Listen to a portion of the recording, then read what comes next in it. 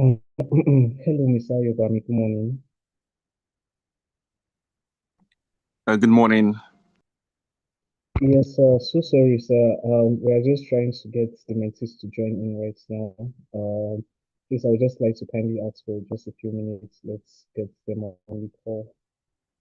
Oh, that's fine. Thank you. Thank you, sir.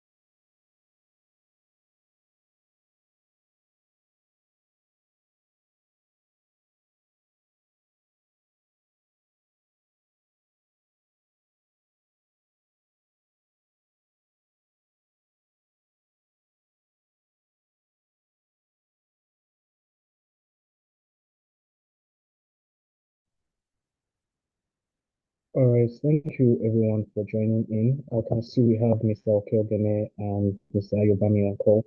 Thank you, Precious. Thank you, Isusa, for joining. Please, I would just like to kindly request that we reach out to our other communities to get them on the call. Our class is a bit scanty, and I trust that as we are going, that we'll have more people join in.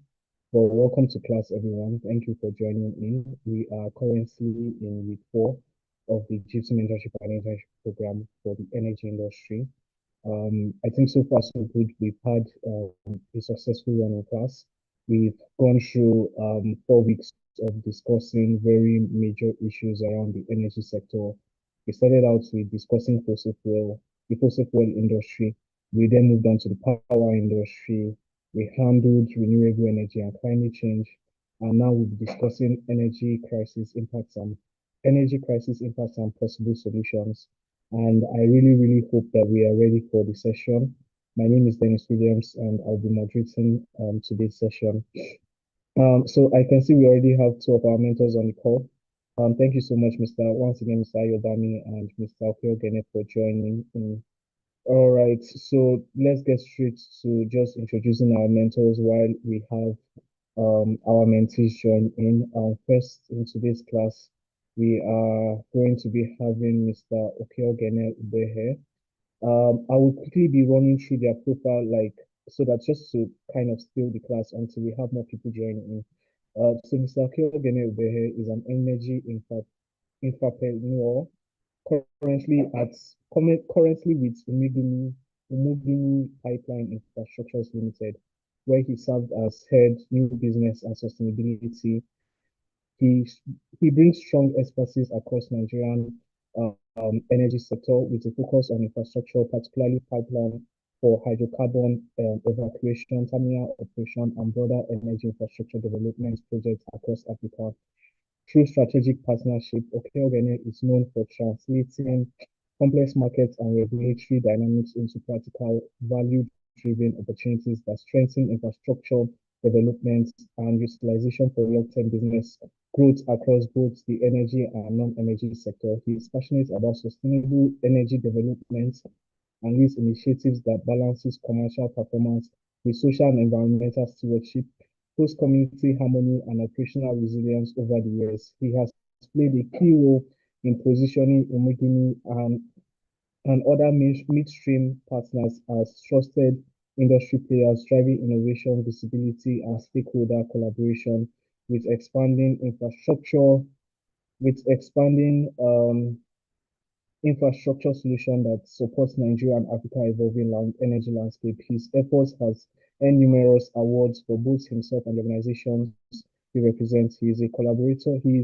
has collaborated with global networks such as the Society of Petroleum Engineers, that is the Gypsy Academy, and leading locals to look out in helping young and emerging talents discover their voice, positioning themselves strategically and building credibility that enables long-term success in the energy sector and beyond. He has served as an industry faculty member at the MSc, that is the Master's Subsea Engineering Program at Obafemi Awolowo University, where he combines deep technical expertise with visionary business insights to mentor the next generation of energy leaders. Oke Ogene is a multiple award winner, including the V3 Leadership Award from African Leadership University, as well as the several HSE and Social Impact Awards. He has served on executive committee of the Pipeline Professional Association of Nigeria and is passionate about human capacity development. He actively empowers future leaders through a range of social and professional initiatives centered on continuous learning, research and development, innovation solutions, and products enhancement. He has co-founded Future Energy Leaders Network, Pytron Expert Technologies Limited, and the Energy Core. Both are energy-focused initiatives aimed at supporting decarbonization across both conventional hydrocarbons and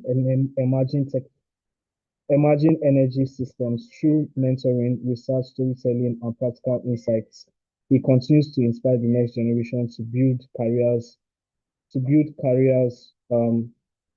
grounded in excellence and impact. Oke Ogene is motivated by research, traveling, and spending quality time with his family. He is currently undertaking a joint university BBA research program on sustainable leadership and business transformation with Wolf and Exit College, focused on driving transformation, infrastructure development, and advancing sustainable energy leadership across Africa. Thank you so much, sir, for joining. We are happy to have you on the call. Next, we have Mr. Ayobami Dafe Iola. Mr. Ayobami is a barrister and solicitor, compliance specialist, PhD researcher, and law author. He has experience working in law firms, oil and gas, power, and maritime companies in Nigeria and the United Kingdom, where he gained in-depth knowledge in litigation and dispute resolution, commercial and corporate practice, corporate governance, contracting, and regulatory compliance, and ISO internal audit, due diligence, and foreign investment regulation. He obtained law degrees from schools in Nigeria and England, and was awarded several certificates from Ivy League schools in the United States, Yale University, that's contract law, University of Pennsylvania compliance programs, and top-ranked schools in the United Kingdom. That is University College London, King's College London, the Modern Judiciary, Coventry University, business strategy. He's a member of several organizations such as the British Nigerian Law Forum, International Association of Marine and Shipping Professionals, International Compliance Association, and the Nigerian Bar Association. He has published some works with Lambert Inc., Germany, titled International Cooperation and the Joint Ventures legislation that limits foreign investment, on sale on Amazon, and Journals of Applied Business and Economics, New York, titled Companies' Right to Choose Its Nationality, amongst others. He is currently a legal counsel that is in the oil and gas, power, maritime, and cross-border transaction. Thank you so much, sir, for joining us. We are happy to have you on the call.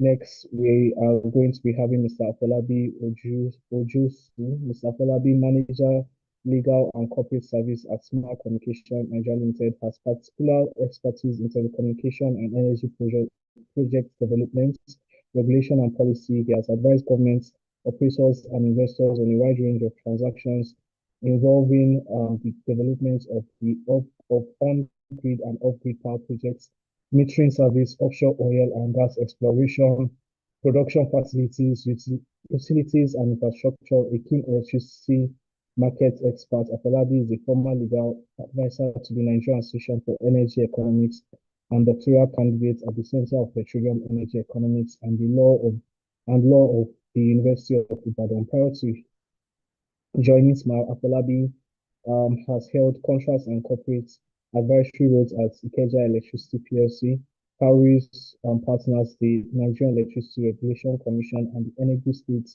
Ministry of Justice. He's an avid author and has published in acclaimed academic, legal, and business publications. I'm not sure if we have Mr. Afolabi here with us, but we trust that he will be joining us in no sooner time. And last but not least, in today's class, we are expecting to have Mr. Etulam Aldi. Mr. Etulam is an accomplished oil and gas industry expert with over 15 years of experience in upstream oil and gas production. He has built a distinguished career working with major international oil companies across Nigeria and the Middle East, contributing to operational excellence and sustainable energy development. He holds a Master's of Science in Petroleum Technology from Teesside University, United Kingdom, and a Bachelor of Engineering in Petroleum Engineering from Gopkins University, Russia. He is currently an executive MBA candidate at Quantic School of Business and Technology, USA, further strengthening his strategic leadership and business expertise within the global energy sector.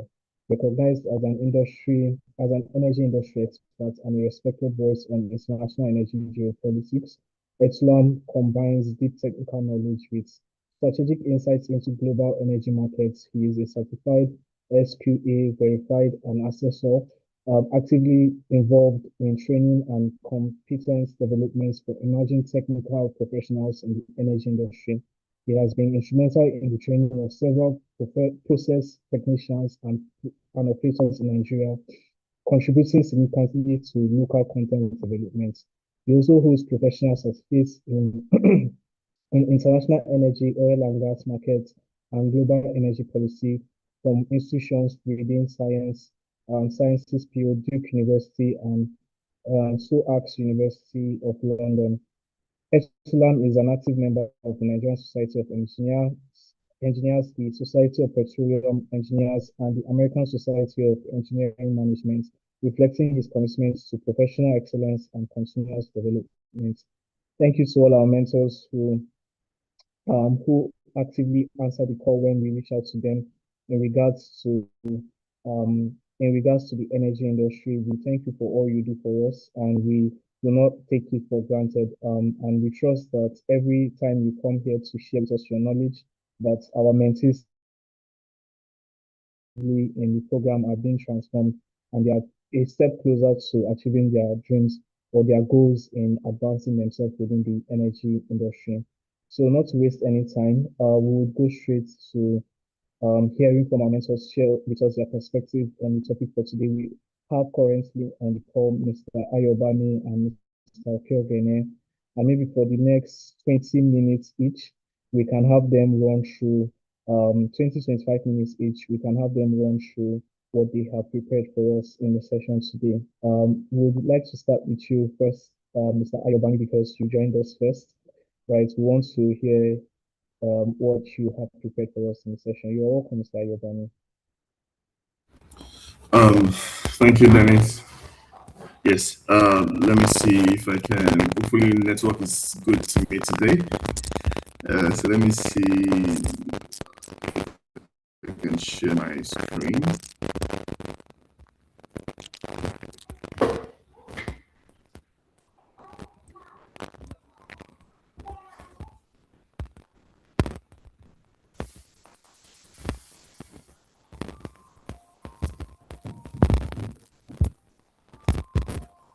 Okay, good. I hope you can see my screen and you can hear me loud and clear. Yes, sir, we can see your screen and can hear you. Perfect, perfect. So yeah, so today we are talking about the jamming issue, and honestly, this is happening all around us now.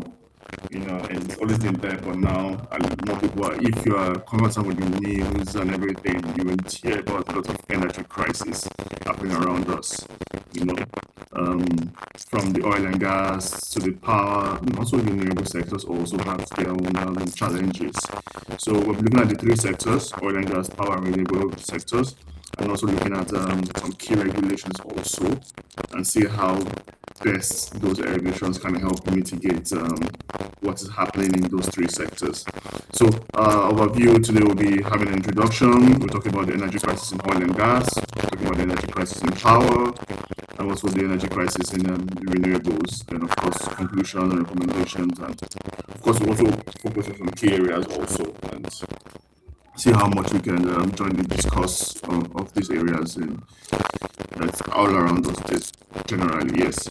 So the global context first before we go to Nigeria is, we know we've heard about the Russia-Ukraine war, and the whole world is still trying to adjust, especially those in Europe, because there was a triggered a gas shortage in Europe, and a lot of energy insecurity and volatile prices, around the continent. Even forced countries like Germany, for example, to reopen their coal mine, which is like a clean energy, by the way. But they had to do that because winter was around the corner at that time, and so a lot of adjustments and a lot of reopening of renewable energy because of that conflict between Russia and Ukraine. And of course, more recently, now we have the Iran, Israel, US crisis now. The blockage of the Strait of Hormuz is affecting 20% of the global oil passage through. So export of oil now produces 20% is being affected. Pre this conflict, we had roughly about 155 vessels pass through daily, but now you have between 4 to 5 vessels passing, and usually those are from China, Chinese vessels, Russian vessels, and some Pakistan and India are allowed to pass. I mean, the Iran Revolutionary Guard is not allowing other non-friendly nations to then pass through that, and that's affecting a lot of export of oil, and also triggering fluctuation in the prices, and of course high prices now of taking barrels over 100 at the moment now. So this crisis has a way of affecting us around the world. Of course, here in Nigeria also, we have seen the pump price of petrol and diesel. I bought for this morning, and I was joking with the attendant that usually what I bought today is like 15,000 naira, and now I have to buy 22,000 or 28,000 naira. So that's an impact of Iran and Israel, USA, and of course the Russia and Ukraine also has something to do with that also. So these are a global context, and of course, as I said, volatility in the energy prices fluctuations a lot because of those geopolitical tensions, and of course the disruption of the supply chain, basically the vessels that are delivering this produce. Yes, so those are what the world is affecting right now, and of course it's not helping matters because according to International Energy Reports of 2024, it says that global energy demand at risen by 15% in 2020. So that means we're having a higher demand, and of course also having higher prices because of a lot of usually higher demand will also mean most likely mean a higher price, but of course you now have it more heightened by the crisis we're having in geopolitical cold war between countries, which is making it worse, basically.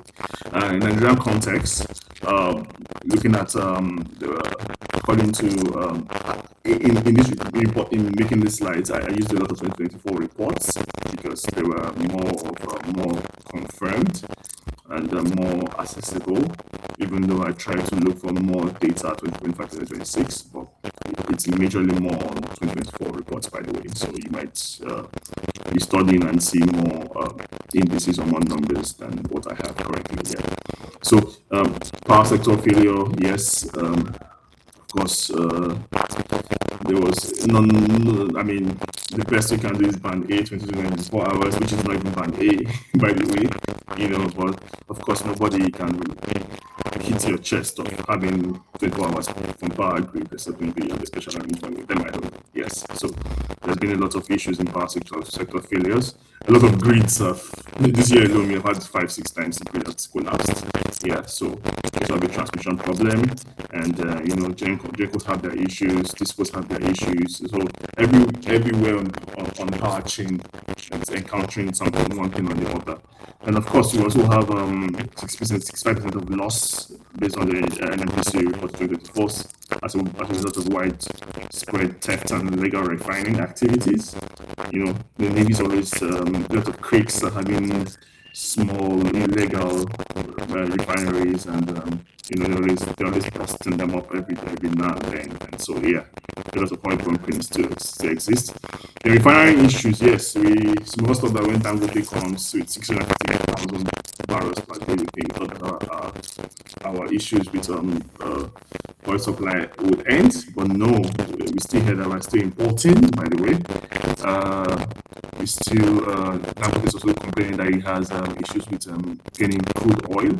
Sometimes you have to import crude oil from Dangote, and so there's still a lot of supply issues of crude oil, and Nigeria's total consumption per day is still not being met. So the issue is still existing. That's why we're still import dependency on refined products, basically. Yes. And of course, we also have the transition from into cleaner energy. Like last week I said, I don't think no country will ever get 100% transition to cleaner energy, but most countries want to see something being done. Yes, towards that. You might have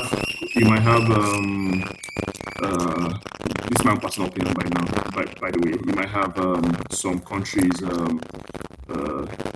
some complaints get to net zero. Yes, and when it comes to climate change, yes, you might have later in the future, 50, 60 years maybe, but right now, I mean, we still have limited transition to a clean energy in Nigeria, even though we have some laws that are giving us data indices and targets which we should meet, but which I think we are still struggling with. So yeah, that's a Nigerian domestic context on as an introduction. Yes, looking at the energy crisis in oil and gas.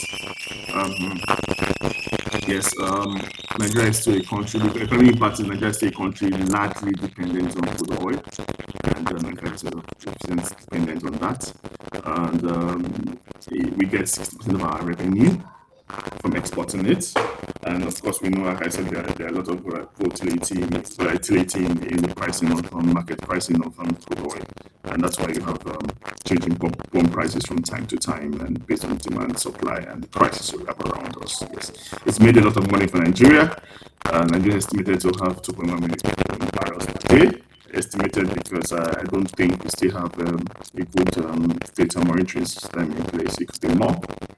Yes, it could be far more actually, like some critics will say, but yeah, that is what we have on paper basically. Yeah, the major regulation is the PIA, which was 2021, and we tried to evoke normal NNPC into a ministry of petroleum into the NUPRC, which is the upstream part, and the NMDPRA, which is the midstream and downstream authority. They tried to introduce new tax regimes and new royalties, and also freed up some people, also some taxes, right? Offshore taxes and everything, so agricultural tax basically. So it was a whole different tax regime to what we used to know before, petroleum taxes and all. Yes, they also introduced the host development community. Yes, which meaning that most likely a CSR driven initiative whereby the company must put at least some 30% of their operating expenditure to help those communities. The beauty of this is that those days whereby you have the communities going to disrupt activities of oil and gas companies, the law says that if they do that under this new PIA, any destruction they do, the money to repair to come out of is 3% actually. So we don't expect the company to give you 3% of its operating expenditure and also still come and repair something being damaged by you. So that's, I mean, of course, we make oil and gas companies much happier, but that doesn't stop them from having community issues, basically. Yes, and of course, it tried to introduce stricter guidelines for gas flaring and environmental protection. Why I'm using the word try is because they tried is because to me it's still a work on paper. Yeah, the PIA has not been fully implemented, so maybe later in the future we see more regulations come to back the PIA and more stricter gas flaring penalties and environmental protection and cleanup initiatives being introduced. Yes. So the key issues there, we have a lot of boiled bunkering, lack of refined products, basically to meet our needs, and also crude to meet up the refineries. Yes, we have a lot of refinery projects coming up. A lot of modular refineries also coming up. So I think hopefully, if we can have enough crude to feed these refineries, I think Nigeria will be self-dependent and, of course, export ready for more. I mean, to export more of our crude, our refined products, basically. Yes, and of course, we still have gas flaring, which I think we spoke about last week, and we still rely a lot on export dependency, mostly for crude produce, basically, crude byproducts, basically, refined products, yes. And looking at the power, I decided to place a bit of more emphasis on the power today because I think so that to balance this flow, not only oil and gas, I discussed about it a lot more. Yes, I have more experience in oil and gas. I think that's over 15 years, and I have out of that, I think I have 4 years in power. So I try to see how much I can tell you more about power. But my experience in power is more from the generation angle than the discos or the transmission leg. Yes. So in economic impact, yes, a lot of our power, 60% is from hydro. Yes. We usually have the capacity of 13 gigawatts, which we are not meeting, by the way. It's said to be a lot of transmission issues, leading to 18% loss in power via transmission. And our grid, like you said, is epileptic. As 2024, it was 45%. Of course, I know the numbers would have gone lower than that now because of the amount of times we have the grid collapsing. Yes. Major regulation was Electricity Act 2023, which revolutionized the power sector in the sense that it brought in some new initiative than the Power Reform Act that we had in 2025. Yes, it brought liberalized the markets, so more like making more competitive, allowing private sector to come into the transmission leg. Now, I must correct the notion that my opinion on the transmission leg is that right now only TCN handles transmission, and the law was particular about TCN only having that power. You know, so this new law now came in and said, okay, this is a way by TCN feels they need help. They can bring in private individuals. But as of today, we still have TCN deciding if private individuals can come in, which none so far, to my knowledge, has been able to private individuals have been able to go into transmission leg. So TCN is still the one. And the issue here is this: we have Gencos and generators. They can generate as much as possible, but they can't. But they are limited by what TCN transmission can take from the Gencos. So the Gencos are supposed to pass it to the transmission TCN, transmission of Nigeria, who will not pass it to the discos, who will not pass it to you, the consumers. But if the Gencos are limited by the number in which capacity which TCN, so TCN doesn't have that much capacity to collect enough from the Gencos for enough to feed discos, enough to feed Nigerians, and that's where the issue is. Gencos are complaining that we can produce more, but TCN cannot take more from us, and they're complaining that they're having a lot of losses in their system because they can't make much money because of the limited capacity of TCN. So TCN right now is still with government, and so far it's just still the same. So until maybe when we have more private individuals involved in TCN, and if capacity of transmission can increase to receive from Gencos, then maybe we can have more lights in the country, you know. And of course, discos will have to also improve their capacity to receive more from transmission companies, then maybe we'll have more. So most people nowadays blame TCN basically, but it's what it is. Yes. So of course, the regulatory authority was created in NEC. The whole idea of was to have a mixture of renewable and non-renewable sources. And believe you me, I think with the establishment of the Electricity Act when it came to 2023, it gave powers to states also. Before it was only a federal issue, but now give power to states to have their own regulatory commissions also, and now give back to a lot of mini grids. So the people that call those, especially those in rural areas that cannot they don't have electricity.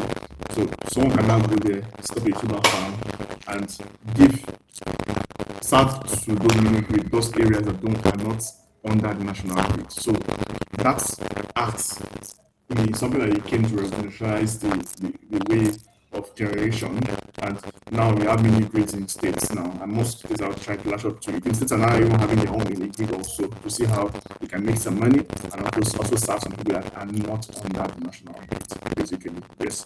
So that's a good part of the Electricity Act 2023. Yes. So the key issues remains that so I can describe the distribution bottlenecks. We still don't have insufficient generation.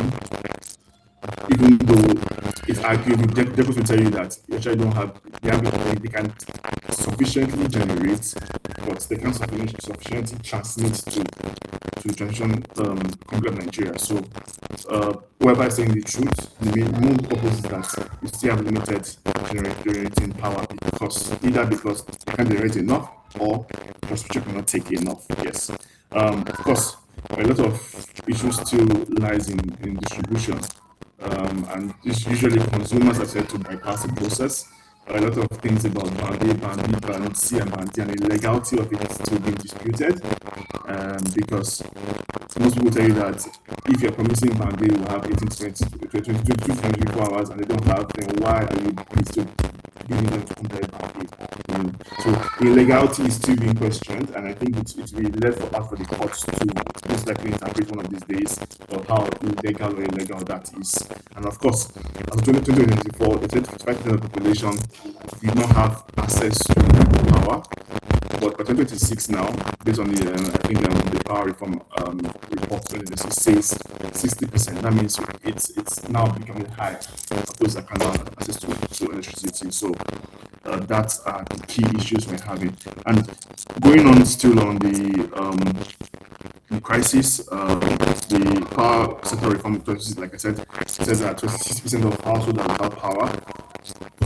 Power deficiency is affecting 45% of our industries, who now run a lot on diesel generators and the like, and other forms of energy sources, private energy sources. Then the grid loss alone we have had is over 5% loss rate we have currently. So these are current data from the Nigerian power sector report 2026. Other key challenges: limited metering. There are a lot of issues on meters. Some people are still estimated meter. How genuine is the calculation of it? Some people are bypassing their meters, which is a crime.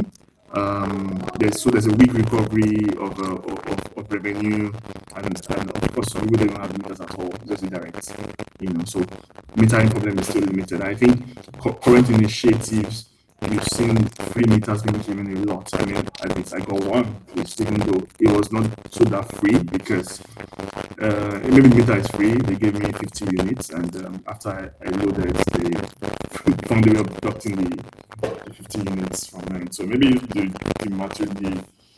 meter is free, but at least the unit was not so free. Yeah. So, and there's still a lot of South Nigerian corruption involved in the whole process also.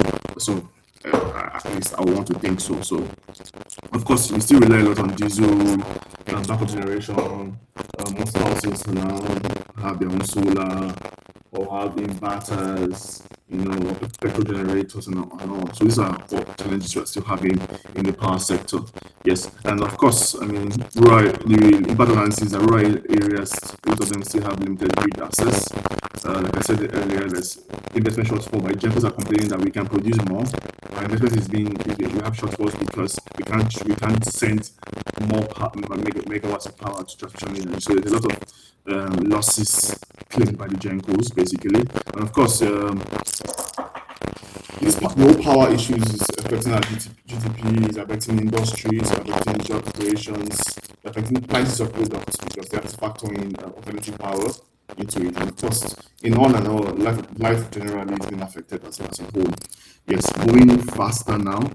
And on renewables now, I mean, it's a growing thing now. Like more Nigerians are latching on to the use of solar or even electric vehicles now. I mean, I know they complain that bought over close to 500 electric vehicles now, and that's how much. And I entered one then I was like, oh, it's Chinese. It's a Chinese one. I'm like, oh, this is good, you know.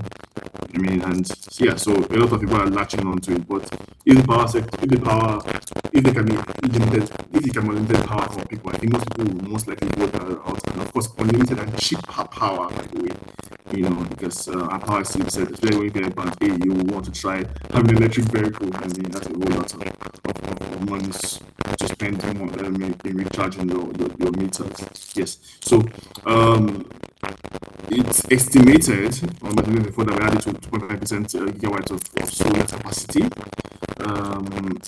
to 12 hydrogen projects then, and the EV, that's electric vehicle adoption, was 80% at then, and job creation was over 50,000 thereabouts. So yes, I mean, I personally know a couple of people that have solar energy companies, and yes, they I mean, one of them, my cousins, they keep going at a higher rate because Nigerians are actually more interested in solving their power issues. And I know of friends that have completely solar, maybe a generator which they use to support once in a while. So people are really going around that renewable route now. And the major regulation towards this was a result of the Climate Change Act 2021. Which when Nigerians were having a net zero emission by 2060 targets and 30% renewable energy mix by 2030, meaning that we should see more of a 30% renewable and 70% non-renewable by 2030. I don't know how we can achieve that, but if going by the economic impact of 5% growth, maybe that might be achievable by 2030. Yeah. So, of course, the Climate Change Act also introduced a carbon tax framework for emissions. It's similar to what we have in the US, whereby when you want to renew your car papers, you have to do a carbon test, emission test, basically, to see how much carbon taken. They'll give you a particular limit in which you must not go beyond. If you do that, then you have to pay something. So it's in our law, but it's still not in use at the moment. Yeah, so it's something that maybe later in the future we might look at it one day and say, let's just get some money off this carbon tax. Yes, and of course it tried to introduce also more finance opportunities for projects, the green projects, and which I would say it's more on paper and less in use at the moment, at least based on my own experience. Yes, the key issues are, of course, we see a lot of technology imports, even though a lot of Nigerian companies are also trying their hands out now and they're doing well, but we still rely more on imports of renewable energy technology, basically. Yes, and of course, it's high cost. I mean, setting up is always a high cost. You might have a cheaper maintenance, but compared to fossil fuel use, but it's a high cost in setting up, basically. And of course, how to integrate this non-renewable to national grid is also a concern that I think maybe later in the near future Nigeria would be able to do that successfully. Yes. Last slide now, which is conclusion recommendations. We need to build an energy strategy and to ensure that we have both renewables and renewable. Like I said, we have a 30-70, 30 for renewable, 70 for non-renewable. But honestly, I don't know how it's been seen in use. Who is monitoring that? Who is encouraging it? Who is driving the process? These are things we are going to talk about, not just on paper, but it should be also implemented. Yes. Of course, we have to ensure that there's stable energy for use also, and of course, we have to keep an eye on our climate and our surroundings, so we're tracking carbon emissions and seeing how much this impacts on our environment, basically. And of course, there's a whole lot to be done on policy and environment. We might have laws and we have regulations, but are they being enforced? Are they being in use, basically? And I always say something that is always good if our government agencies can move from enforcement to actually try and build the sector. Because I see a lot of government agencies just trying to give fines and trying to scare investors, even though they're supposed to encourage investors. Yes. So hopefully there'll be a move based on the Nigerian Revenue Service setup. We'll see more of agencies doing less on collection of duties and less of collection of taxes and focus more on how to build those sectors. Yes, so maybe we'll see more on that.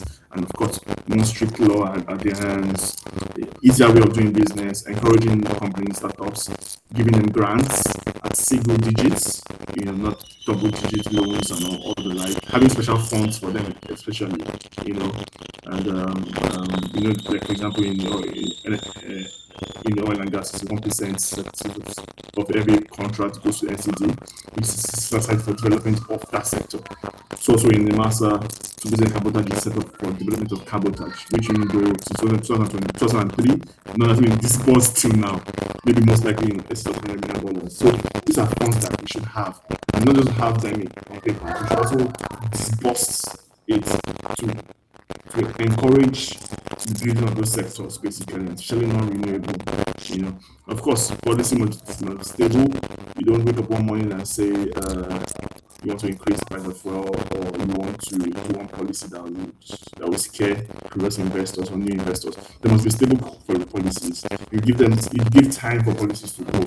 You don't do sudden and expect to start working immediately. These are things we should put in place to ensure that investors will feel okay to invest in Nigeria. Yes. So, and of course, government needs to improve infrastructure, good roads, access to transmission lines, provide transformers, and all those things, meters and everything. So there must be a good investment climate to also encourage people to invest, knowing that government has put in some things in place to help them so that their investment won't, of course, go at a loss. And too much of a regulatory barrier sometimes, for a single transaction, you might have to meet like 4 or 5 regulatory bodies. It's too bureaucratic, So those are things I feel that can help. My recommendations that can help in improving the energy crisis we have in the country. And with that, I hope I will be able to add a bit of light to the discourse of the energy crisis. Thank you.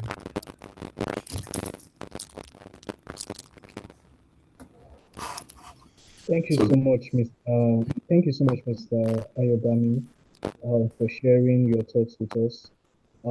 We really, really did enjoy your presentation, sir. We have Mr. Etulam who has joined us. Thank you so much, sir, for joining us. We are happy to also have you on the call. But before we get to Mr. Etulam, we'll be heading over to our next mentor, Mr. Okeogene. Thank you, Mr. Okeogene, for joining us.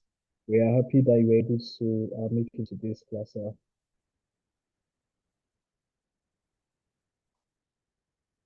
All right. Good morning, and good morning, everyone.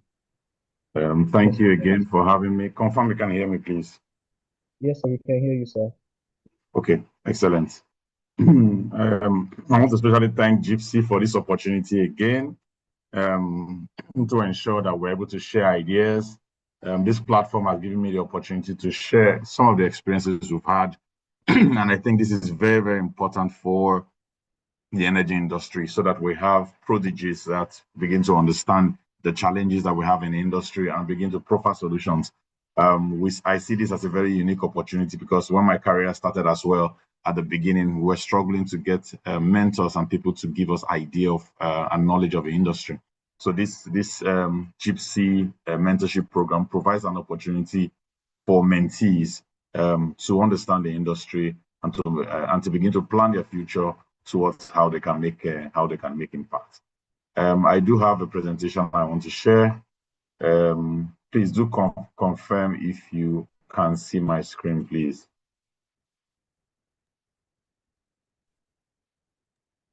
Yes, sir, we can see your screen, sir. All right.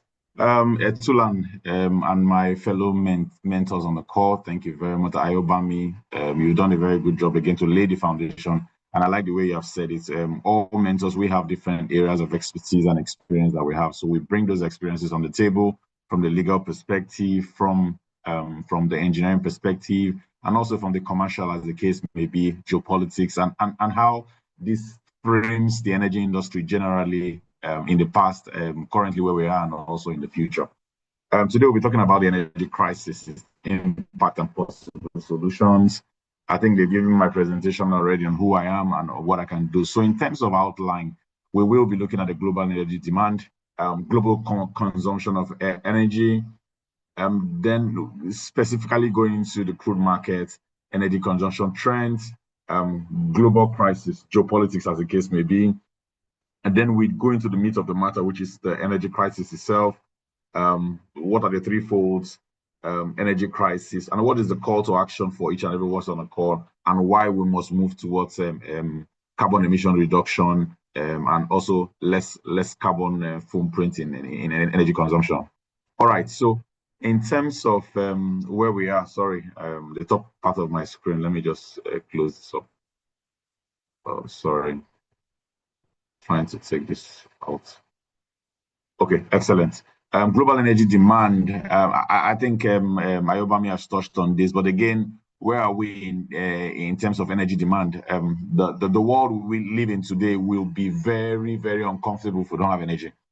And as the population of the world continues to increase, the demand for energy begins to increase. So this slide tends to give us an idea of what the energy demand is as per continent and major energy consumers in the world. The US, China happen to be very, very in high demand of energy for global for very obvious reasons, meaning that China is an industrialized nation. They require energy to do manufacturing, production, and also for people to live their lives. And this is across the nations of the world. Because of high population in China, high industrialization in China, that means the consumption of energy in China will be highest, more than every other nations of the world.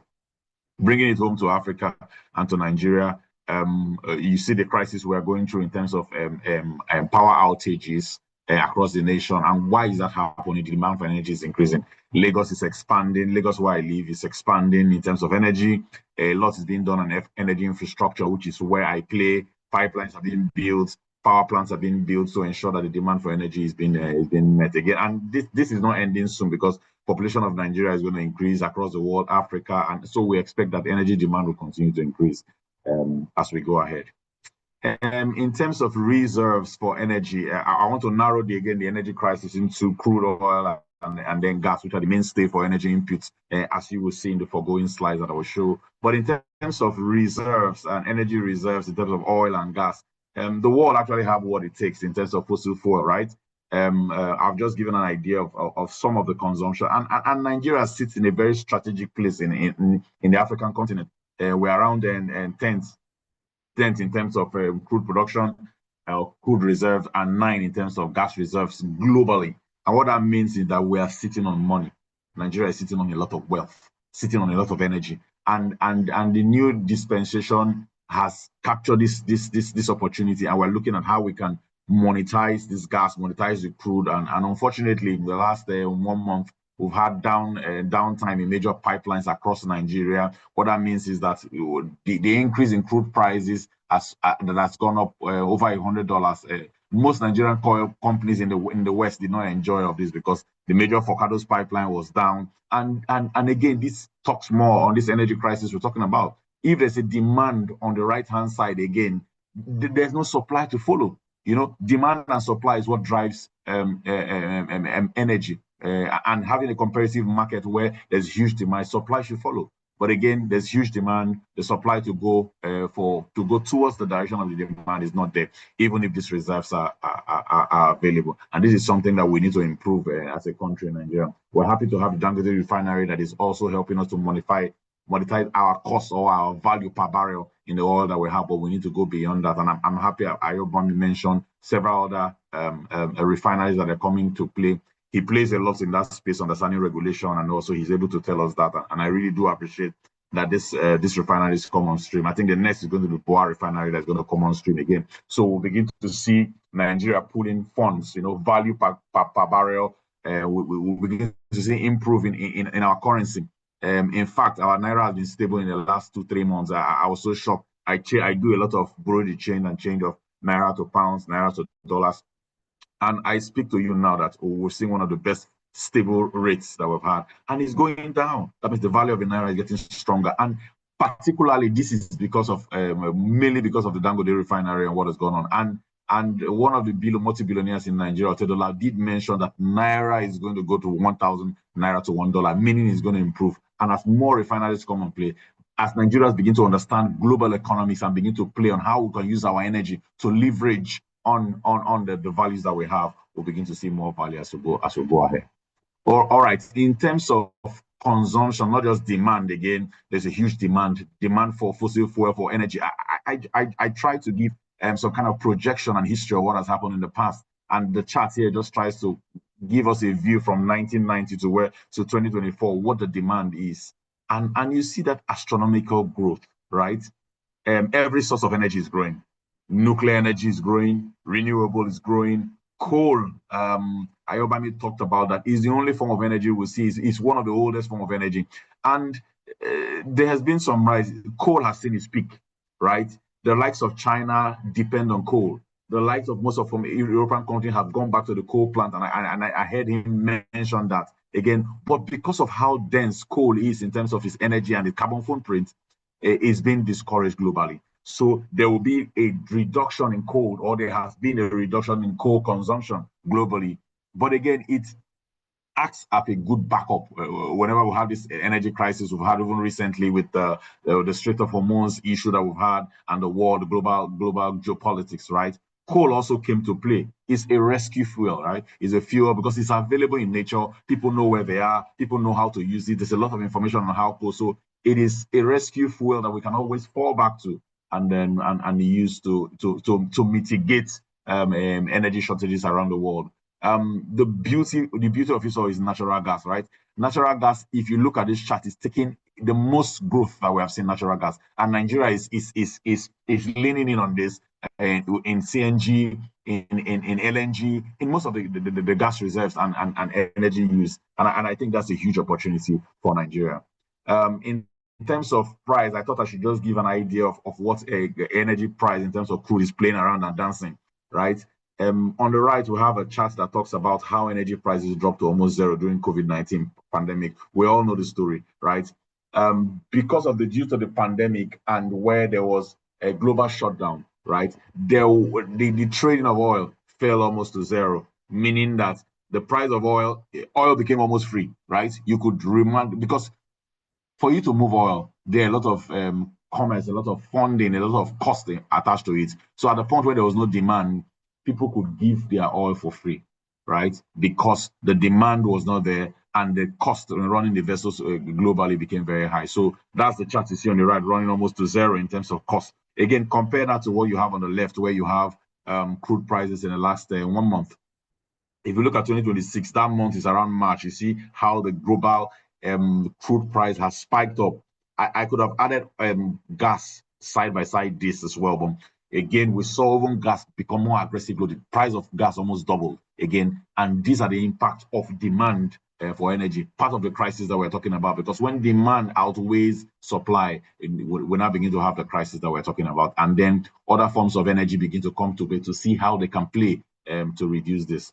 I'm happy that the previous mentor Ayoba mentioned a few things about also what's causing this disruption in energy supply and demand, and I'll touch on that a bit as we go ahead. But again, in terms of consumption as per source, I've just provided this, which the mentees can also have a look at, just to have an idea of where we are going to. We believe that natural gas, or gas as the case may be, will play a huge role as we go ahead. But again, we'll begin to see renewables come to see as transition. Why is renewable becoming very, very, very important in what we do, beyond the fact that it has lower carbon footprint, right?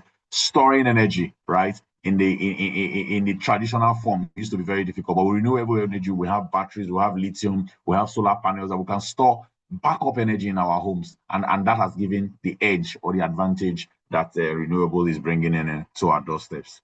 Global energy crisis by source. Again, I just wanted to put it out there. One of the things that we talk about when we talk about this crisis beyond demand and supply is the impact of fossil fuel on the environment. Greenhouse gas emission by sector, transportation happen to be a huge part in greenhouse emission. And by greenhouse, we mean negative gases or gases that have negative impact on the environment, on the ozone layer, and so I just thought I should give an idea of industries and how they play, and by country. And from the chart, you can see China plays around 30%, meaning that the coal I earlier spoke about, emission, and the United States, they're all corporates in using dense carbon fuels. We all know the slogan "Drill Baby Drill." Drill Baby Drill is a slogan by Donald Trump, meaning that bring on the gas, bring on the oil from the US, and these are very, very dense fuel that we say are harmful to the environment. But again, where we sit today, because they are huge, or they seem to be the primary source that we have a lot of, and the US is also pushing to have that. So again, the crisis from emission for degradation of our environment and affecting the quality of air that we breathe, and by extension, our lifestyle is also one of the crises that we also need to look about. Again, I try to outline some of the things that where the crisis is coming from. Poor infrastructure. This is particularly so true for Africa and for Nigeria. Our grid is not able to carry the energy. Gencos or generating companies don't have issues with producing gas, producing energy, right? But the transition companies, the distribution companies, that is where we have the issue. They are not able to distribute the energy that's being produced, and that's part of the crisis. I've talked about greenhouse emission and energy wastage again. Population growth I've also touched about, and also geopolitics. These are the key areas where we are talking about energy crisis. This is where the crisis comes from. And the mentees need to take advantage, take a keen look at this. This is where the crisis that we're talking about is. And when you begin to articulate your solutions, because that is the essence of this call, right? We're not just talking about problems, but we're looking for solutions. And you will now put yourself in that space. How do I solve the infrastructure, right? I'm an infrapreneur, someone in the infrastructure space, right? We're looking for solutions on energy infrastructure. And yourself, in terms of greenhouse emission, do you want to be a conservation lawyer around advocacy for energy or for cleaner energy against the crisis? Do you want to look at population growth and urbanization? How do we reduce the cost per capita or cost per unit of energy? Or you want to look at geopolitics? How do you help to mediate issue? These are the areas you must think about. These are not just stories we are telling again, but we are telling you the challenges that are there and where you can play and make impact in the future. All right, this has been talked about, the Strait of Hormuz, which is a weak link, in where energy shortage is happening globally. And what this means is the channel with which energy or global crude oil or gas, as the case may be, is being transported across the world towards Iran and towards major markets in the world. The crisis that we're having between the US and Iran has taken away these benefits. While Iran is trying to leverage on the advantage it has because this corridor is around where they geographically are located, they try to use this inflection points to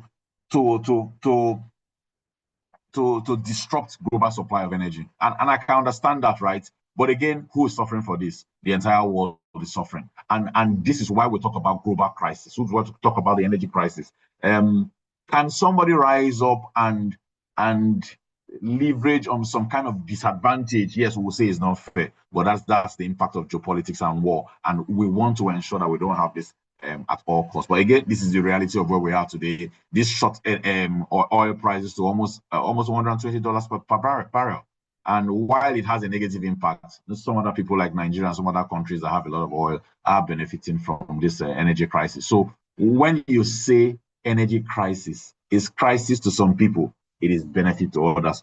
Always have that in the back of your mind, okay? This is why we always try to have a balanced view. When we say challenges, right, we always talk about opportunities. They go side by side. So while the energy crisis is bringing the crisis on some side, is also bringing energy. And some of the areas where we see the crisis is global weather, right? On the left-hand side, you see fires in bushes and forests around the world. You see drought, you see flooding. These are some of the things and some of the impacts that we see for energy crisis. I've talked about those we have under already, geopolitics again, the evolution of energy as well. And to our local environment in Niger Delta, you see disruptions and environmental pollution hitting on us very, very well. These are the faces of the energy crisis. They take different forms, right? For us in the Niger Delta, for us in Nigeria here, we feel the one of environmental degradation. And this is why sustainability is beginning to come into play, which is one area I'm currently playing, moving away from entrepreneurship, but also going into sustainability. And what that means is that how can we produce, generate, or use energy in such a way that it will not impact future generations, and how best we can also leverage it at a cost that is available for all to have. I will want to touch a bit about sustainability, like I mentioned. How do we ensure that we are securing energy at the cost that the future is not being affected? And that's a question for reasonable leadership, right? We have to produce or utilize energy in today so that it can also be meaningful for the future, for those of you that are mentors, younger people coming in again. And this is something that is gaining a lot of energy. And the call to action here is to ensure that energy exploration and consumption is sustainable in nature as we go ahead. Looking at climate, looking at environmental policies, and how we can change things as we go ahead. Social responsibility also becomes very, very important. It's another narrative of the energy crisis that is coming to play. And I want the mentees to take note of that, your social license in doing business in the energy sector. Again, I've touched on this again, energy shortage, some of the areas and the conversations that have gone on already in the past, the Davos conferences. We've had several conferences, COP27. We've had a lot, on how we can reduce the impact of the energy crisis. And this conversation is an ongoing conversation. You will also have this conversation in the future talking about it. So you pay attention to what the crisis is today and what is going to be tomorrow. If you paid attention to Ayobami when he spoke about 2024 data is what he's using. Most of these slides we're using, we generated it when we started working with Gypsy in 2024. But again, you see the dynamics has changed. In 2026, only 2 years after 2024, a disruption has happened. So have it in mind, disruptions happen in the energy industry very, very fast. And globalization, AI, as the case may be, is even causing faster disruptions, which is where you come in. How are you going to bring better solutions in our trade industry, in our transport industry, in our energy industry? These are all related industry that are related to the energy industry. So you have the future that we require to deal with some of these crises as they come in, because they will be different from what we have experienced, what we experienced in 2020, which is COVID-19, what we experienced in 2024, which is Russia-Ukraine war, and what we're experiencing today. The war has taken another shape, and also I heard last week that the subsidy that China had on renewables, on solar panels, has been removed. That is also another crisis again. What that means is that the cost of renewable materials and lithium battery, solar, is going to shoot up almost twice the price at 100%, right? So we all need to understand this and trade globally what is happening in the energy sector, and anticipate some of the challenges that are coming out and how we can deal with these challenges. Those are challenges for you, the younger generation, to look for credible solutions to deal with. Our own duty is to tell you about the past and to prepare you for the future. All right, so one of the solutions that we see in dealing with energy crisis is what we call energy parity. And what does energy parity mean? It means that the cost of the different sources of energy, how are we going to drag it down to ensure that it's affordable at all? If you look at the chart I have on the right hand side, this cost per kilowatt. I just spoke to you about what China has done in terms of solar, because China always wants to be at the forefront of energy technology, and that is for obvious reason, because they are the highest consumers of energy. And like I mentioned to you, China has a huge reserve of coal, meaning that China's industrialization was hinged or had the foundation of the use of coal. But as they go ahead again, the challenge and the issue of globalization of using less energy fuel and also using less carbon dense fuel has become a challenge. So how did they pivot from being in the coal industry into being in also other energy sources is what they have all done. And this cost I put here, which is less than $0.5 per kilowatt, right? China's government subsidized this to less than $0.2, right? They've done this for the past almost 5 to 6 years, and they've kept it consistent. This is why there's a car brand called BYD, right? I think Ayobami mentioned electric vehicle, right? This is why the cost for these vehicles were so low all this while. But now that the subsidies have been removed again, we don't know where this cost is going to go to. And again, this is where a credible government like the Chinese government has paid a lot of price in dealing with the energy crisis, and we must commend China for that. More than 80 to 85% of the supply chain that goes to the entire energy industry, whether it's the wind industry, whether it's solar, whatever it is you are using, even in oil and gas, in terms of steel, in terms of EPC materials, they all come from China. So China understands where they are and what role they need to play. While they are getting the financial revenue and those benefits, they are also subsidizing, they're also giving back, which I must commend China for. All right, so the crisis is evolving, right? Like we mentioned, so there's need for us to invest in alternative energy and to ensure that the energy parity is reduced and driven to zero. And again, I just commended China for that, in ensuring that other forms of energy also is well known and affordable for all to use. These are just some of the examples we've talked about. Again, renewables, battery technology, use of EV, and then having smart homes, right?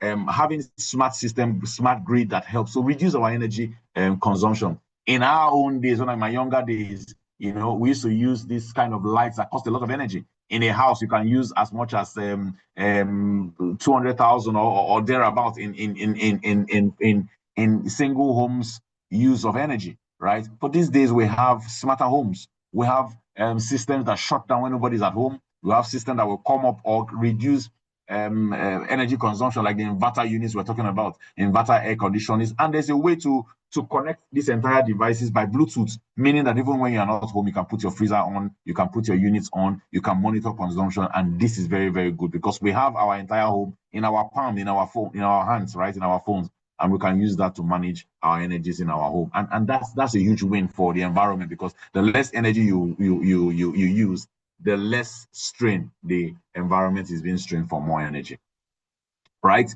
And this leads us to having an integrated solution, which is the solution to the energy crisis we're having now. We're no more depending on fossil fuel alone, but we're depending on renewable storage, flexible loading, as I mentioned, electric vehicles, distributed loading, and grid interconnectivity in terms of building energy storage. When there's high demand for energy, when they have low peak or during the daytime when there's a lot of energy, the sun is available, we now take that energy, store in batteries at night period, or when there are peak requirements, you release those energies from the battery into. So flexibility and intelligent energy consumption system is what we have developed, and that's where the future is in terms of how we can manage energy to ensure that we don't crack in our environment when dealing with our energy demands. Bringing it back home to Nigeria in terms of evolving solution for the energy landscape we see. I use Lagos as an example because I live in Lagos and I see a lot that's going on. So the Lagos government is doing a lot in ensuring that the Lagos environment becomes smart,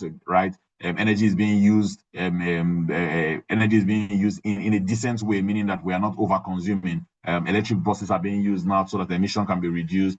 Tax laws or the laws, energy laws are being repealed or re-signed. New laws are being re-signed to align with the global energy requirement towards renewable and less emission to the environment. And this we must pay attention to as the future. While we migrate from less dense fuel and carbon, fossil fuel into renewable, into other forms, recall I mentioned integrated energy, right?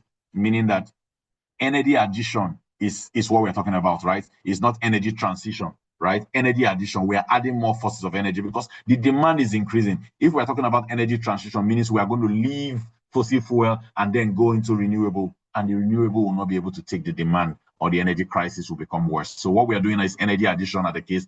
By the time we have sufficient energy for everyone to use, we now go to energy transition and begin to use less of the fuels that we have.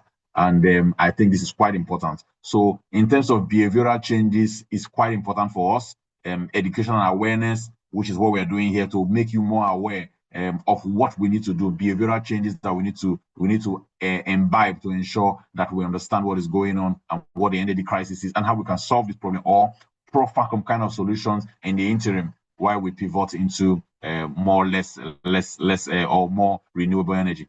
And I need to really mention the PIA understanding and implementation. the PIA that we have, Petroleum Industry Act of in Nigeria of 2021, right?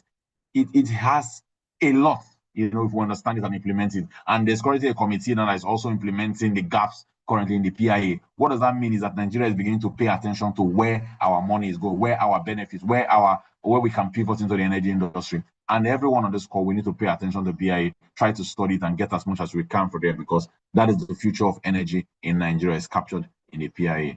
All right. Thank you. Thank you very much. I hope I was able to deliver this in less than 20 minutes. Everyone, thank you for the time and thank you for listening.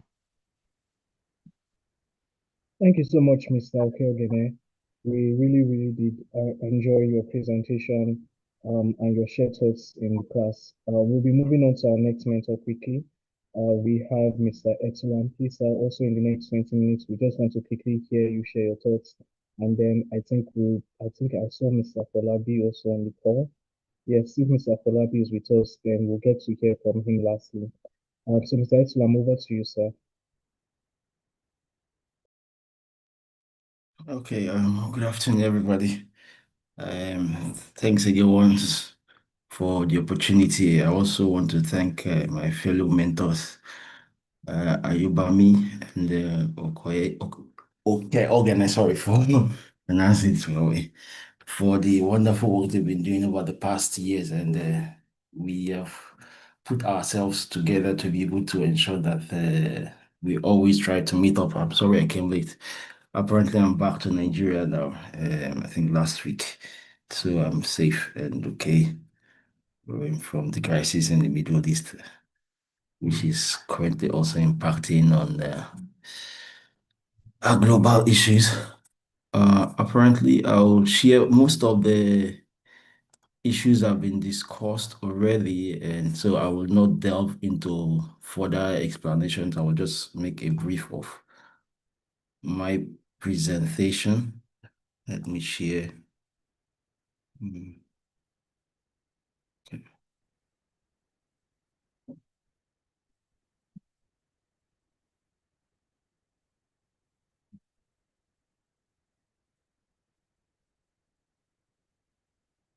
Okay, can we confirm that the slides are up? Yes, sir, they are. All right, okay, thank you. So we've been discussing generally on energy crisis, impact and possible solutions. And the first two mentors have delved so much in the explaining in details what energy crisis is all about and the impact and solutions, and give you historical context in terms of also oil and gas. So I'll just make a brief. Generally, we know that the energy crisis is more or less in terms of when you have a significant shortage in energy supply. It can be fossil fuel, can be renewables, and that will impact on meeting demand. We all know in our previous class for the energy industry, we talked about the fossil fuel industry, and we also try to incorporate renewables in the part of it. So there have been several challenges in terms of meeting up with demand, or it's going to come from supply side, and that will be triggered in terms of geopolitical issues, structural issues that impact on the daily activities or of how we live our lives, and electricity supply in terms of products for manufacturing. All of these has intertwined relationship with our energy industry. So the results can be challenging to both economic, social, and environmental sustainability. We have been talking about emissions, carbon emissions. You could see some of the pictures here, how the world is in crisis. You have solar, you have wind, you have, and down the other picture shows you a bubble within the oil and gas aspect of it. And so it occurs when the available energy resources are unable to fulfill the needs of a population or industry or a nation. So most of this comes in a situation whereby there is a struggle in terms of meeting up with demand and also supply shortages. I will just give a pre-historical context in terms of more focus in the oil and gas industry, because most of the times, if you look at the global economy, when oil prices tend to fluctuate or there's volatility in the oil prices, it ends up impacting on a lot of things that has to do with our daily lives. You have food prices increasing, you have your petrol prices, gas prices increases, that impacts on agriculture, it impacts on transportation, it impacts on logistics. At the end point, purchasing power will reduce. So a lot of things. So the oil and gas industry, the energy industry is intertwined with our daily lives. Some historical context we should look at in terms of, I will just give this as a preamble to be able to help understand, in addition to what the previous mentors have said. So we look in the 1970s. These we have peak oil production in developed nations, and the oil embargoes from OPEC nations. This resulted where you have countries like the US, Canada, and Western Europe, New Zealand face substantial shortages in terms of energy supplies for oil and gas. So it led to, you have also the Iranian Revolution, the Middle East wars with Israel. As at that time, the United States has supported Israel with what we call the Yom Kippur War. So this triggered in terms of interruption for oil supplies from the Middle East. So it's right from 1970s to late 1979, they started having issues. This also led into the Egypt-Israel war in Sinai, where the Suez Canal, today we are talking of Strait of Hormuz with the current Iran war. You have also the Suez Canal, which is another artery, leads you to the Mediterranean from the Indian Ocean, pass through. So in between Egypt, Israel, you have the Suez Canal that passes there. So that is also a big artery for supply chain, for oil and gas, for shipping and networks. This was closed for around 8 years within that period. So it actually caused, so the Western world were having peak oil demand. You see production decline in the developed world. The oil embargoes from the Middle East, in spite of from the Iranian Revolution, affected supply. And we started seeing price increase. We started seeing the impact on the Western economics. Then we now move on to the 2000s, where there was oil price rise, oil demand increase, production stagnation. There's a falling US dollar. So within 2003 to 2008, you have this was where you have the oil prices skyrocketed, and also experiencing of the financial crisis in 2008, where oil spiked to more than the 147 US dollars per barrel. There was a deep dive also after that. It went down below 40 barrels. So these are issues that caused volatility. So in 2005, 2008, you had shortages in China, energy shortages, which demands in terms of damaged networks, diesel and coal shortages. So this impacted on um, oil and also energy consuming nations, like, one of the highest global consumption or the demand centers is China, which is very important in terms of global geopolitics, as well as the supply and demand dynamics. So if China's demand dips down, you see the impact in the oil and gas or the energy markets. For in 2008, I talked about the financial crisis, the Central Asia crisis, where you started seeing extreme cold temperatures, lower water levels, drought affecting hydroelectric power supplies. This is renewables for electric dams. Then we will now talk of the COVID crisis, which has already been spoke about, leading to high energy prices, demand surge after COVID-19 pandemic. There is a resurgence. And in 2022, we were talking about the EU energy crisis with the Russian invasion of Ukraine, which Russia cut gas supplies to the EU. France had plans shutting down their nuclear facilities because of the green agendas. Summer droughts, there was no water for hydropower. So this a lot of factors in terms of affecting energy issues in Europe. At this point, you could see Germany going back to coal after shutting down coal plants.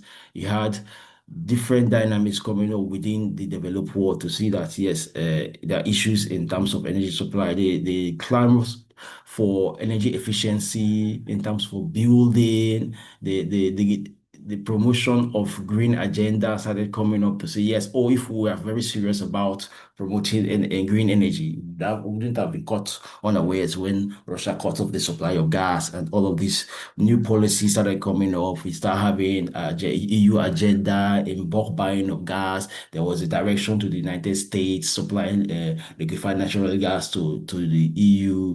You started seeing Qatar, Middle East uptake. Then you started hearing about after this Nigeria, Morocco gas pipeline, all of this started coming up.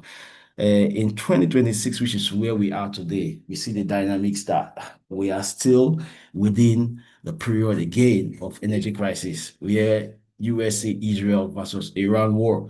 I experienced this firsthand, and we had to, in the Middle East, had to shut down production for some certain facilities, production because they've talked about the closure of the Strait of Hormuz, which supplies more than 20 million barrels per day of crude oil. The Gulf countries had to cut down to 10 million barrels per day crude oil shipping. LNG flows, Qatar LNG was targeted, and Ras Laffan, also refineries in Saudi Arabia, Kuwait, Bahrain, all of these happened, and the Gulf producers had to shut down facilities.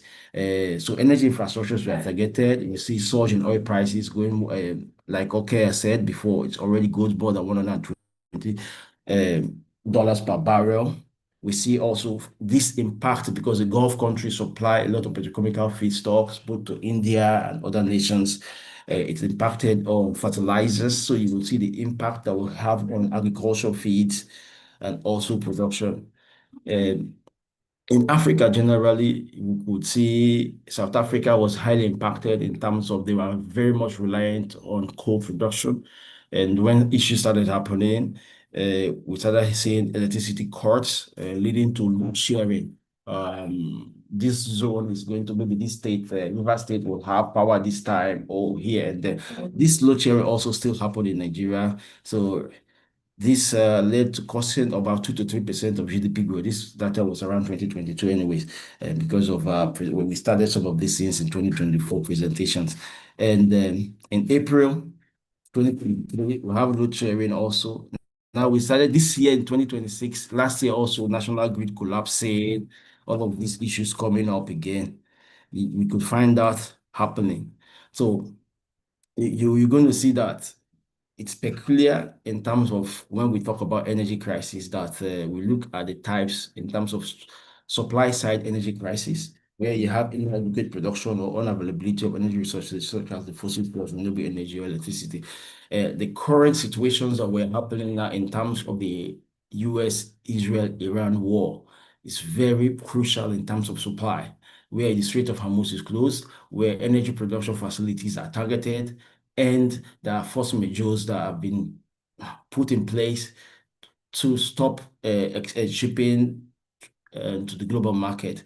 20% of global crude oil supplies is being impacted. So you will start seeing that supply side energy crisis, which is a component from the geopolitical issues. So you see that global geopolitics can affect supply side energy crisis. It's also look at this, we have what we call the demand side energy crisis, of course, where the demand for energy exceeds the available supply. This puts stress on the existing facilities. So you look at sometimes in 2028, in 2008, energy kinds of high oil prices, you see where per barrel goes to 147 per barrel, and there was high demand and limited supply, creating severe inflation pressure and also contributing to recession. You see structural energy crisis related to issues in infrastructure, distribution and transfer of energy. This causes inefficiency in energy supply. This is very critical in terms of grid collapse in Nigeria. We try to see this impact here in Nigeria. Also, we've talked about this. We already said in terms of pipeline gas supplies to GenCos. This also there are structural issues in place in terms of infrastructures. So if we look at some of the causes, you will see these circle, and in the middle, you will have causes of energy crisis, overconsumption, overpopulation, poor infrastructure, energy waste. So here you start looking at energy efficiency, power plants commissioning delays. We have unused renewable options, poor distribution, major accident, natural calamities, or droughts. All of these factors come into place. Wars and attacks, very critical is what's happening. Political border disruption, lack of storage.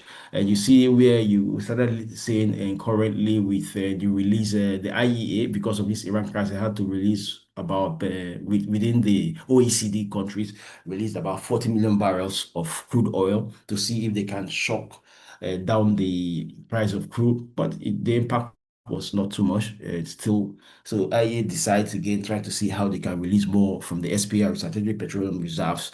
Countries like the United States, most of the European countries have strategic petroleum reserves to shore, just to be as a cushion to help in terms of energy crisis. So this energy crisis can be caused mainly by shortage of resources, disruption to the supply chain, and sudden upticks in demand, and sometimes all three can occur. So wars, market manipulation, and industrial action can lead to localized energy shortages. This is what we are seeing today in terms of the crisis that's happening in the Middle East. Excessive energy consumption can strain resources and lead to shortages, energy waste. So we try to talk about energy efficiency. Outdated infrastructure can cause we need to imagine our grid and can just handling. I think if I'm not mistaken, around 4,000 is it megawatt or so. Correct me if I'm mistaken. I'm not too much into the power side. So these factors where countries are doing 40,000 and above for some developed countries, and maybe let's say even in North Africa, some countries like Egypt, it's doing far more than 5 times what we are doing. So you can imagine that we have a long way to go in Nigeria. So disruption of oil refineries and port facilities can restrict fuel supply. We could see the targeted refineries in Saudi Arabia, targeted refineries in the Middle East, like the ADNOC refinery was also impacted in the UAE due to the war. These are impacts on petroleum product supplies. Most countries in Eastern Africa and some part of Asia, Bangladesh, Pakistan, some of these countries rely on products from the Middle East. So you see what impacts will cause in terms of these countries.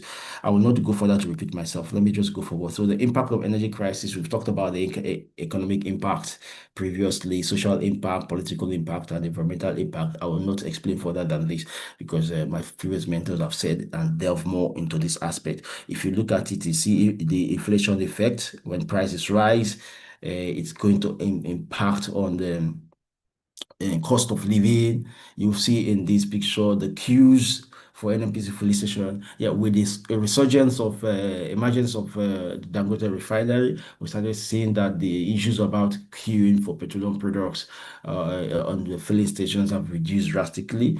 We are seeing in terms of price hike and all of that. You see when the issue started in February concerning the war, there's a spike in terms of petrol prices. This is as a result of the relationship between global crude prices and petroleum, refinery margins and all of that. So the prices have increased, cost of transport increasing. If you go to the market, they will tell you, yes, the cost of petrol has increased. Tomato price will also increase. We are transporting them from the farm down to the city centers. You could see the lady reading in candle, energy access, energy supply in terms of power. In Africa, it's very poor. So the crisis of this is that both in the rural areas, we don't have any proper supply of electricity to be able to enable schools, hospitals to operate effectively. You will see people protesting, drought in the Strait of Hormuz, essential commodities for food, inflation increases, yam prices, pepper, all of that. So the impact is much in terms of industrial aspect and also our daily lives. For what impacts, again, I just mop up some of these stories are in 2023. Most recent, you will still see the part of the Strait of Hormuz. Bring back fuel subsidy was removed, and people were clamoring, no, you have to bring back fuel subsidy. There are more than 600 million Africans cannot access electricity and lack reliable energy to be able to continue to, which in terms of hurt the socioeconomic development in Africa. So this is very important. Some subsidies for fossil fuel hit a high record in terms of international institute for sustainability. This is for South Africa. When the energy crisis, the government will try to see how to shore and help in terms of cushion the effect. So there will be not necessarily immediate intervention to cut down the impacts on the masses. So it will impact on government budget and revenue and also expenditures. You also see that energy crisis can lead to higher energy prices, which can increase the cost of production, reduce consumer spending. This can slow economic growth and increase inflation and cause unemployment, according to John Macris. What possible solutions we'll talk about? Again, it's just a recap of what others have said. You invest in infrastructural development. We need robust gas and power networks and roads. This is very critical with the gas master plan. Nigeria is a gas nation. We're moving ahead. We see with the current administration for policy dimension with the PIO, okay, I said something like this, and also IO, which we have seen the diversification of this government. I must give credit, is beginning to provide fiscal clarity in terms of the energy industry, which is improving and bringing forth investments in terms of energy production.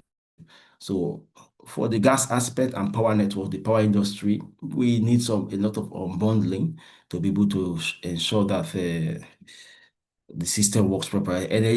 Enhancing energy efficiency. This is more of energy building and also for buildings and use smart systems. Okay, said this more AI, I think more in the Western world.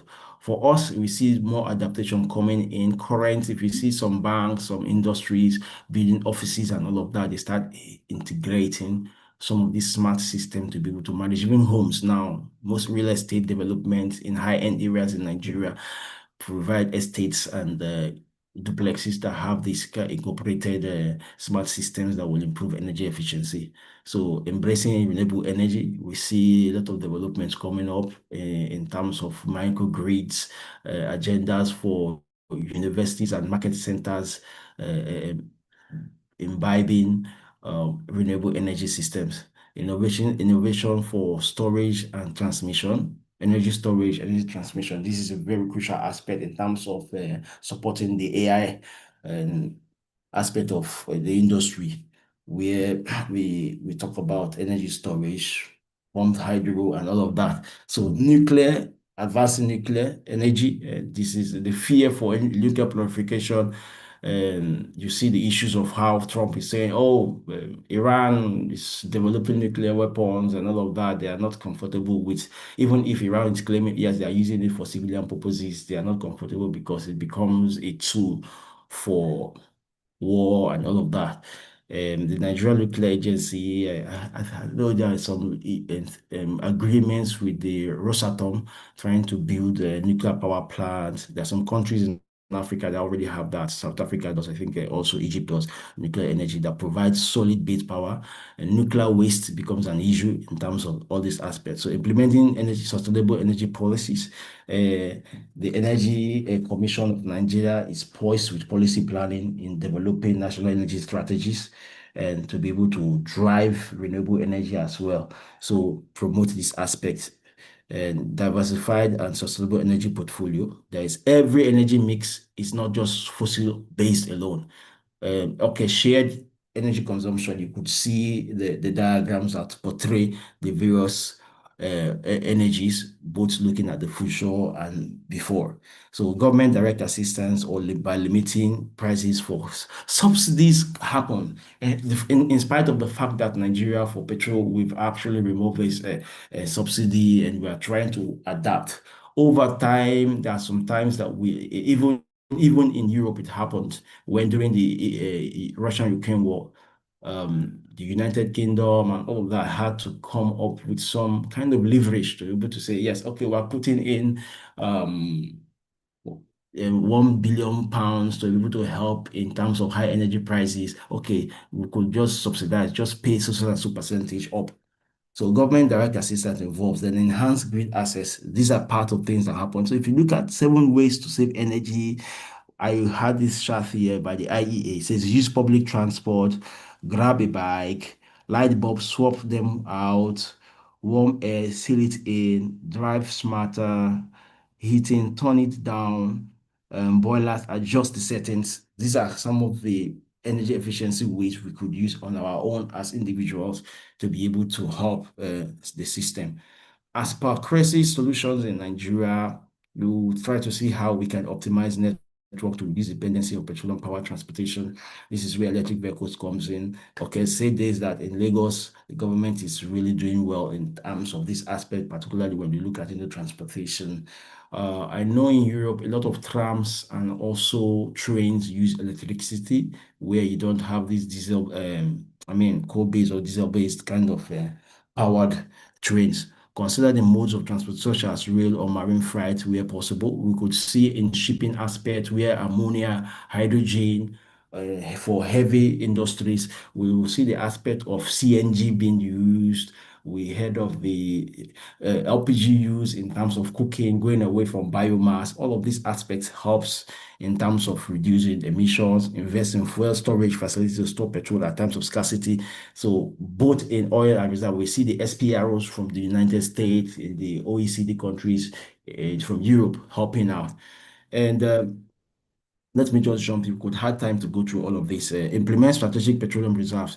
I don't. Nigeria for now doesn't have this, though we are rich in this. Imagine that. Okay, we have strategic petroleum reserves, and we can be able to say, okay, Dangote, we give you 3 million barrels of crude oil, help in terms of refining these and help make supplies to the population for this period to be able to cushion the effect of the global crisis. These are the kind of benefits we are supposed to have as a nation, but we don't have SPRs, both in terms of petrol storages. These are things that, that could help with the government to be able to see, though we are already in a deregulated market.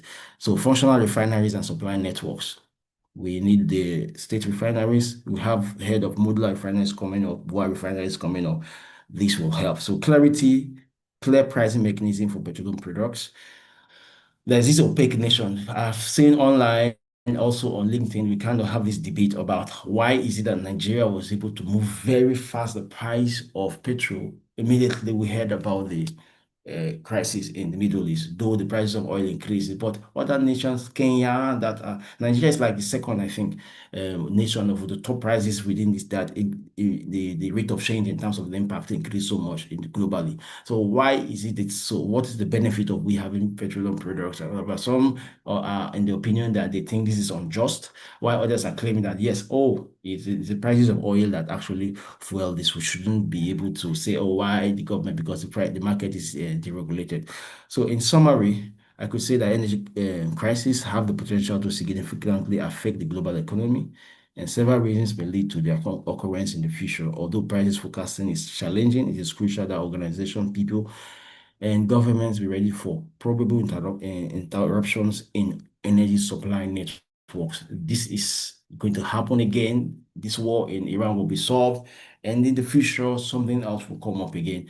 And in terms of policy direction, you start looking at how with the legal guys and the mentees here to be able to see that in contractual areas within this period, you could hear what is called force majeure. This is a situation of a natural occurrence. It's not in control of the contractual parties. How you need to understand some of these terms that are used.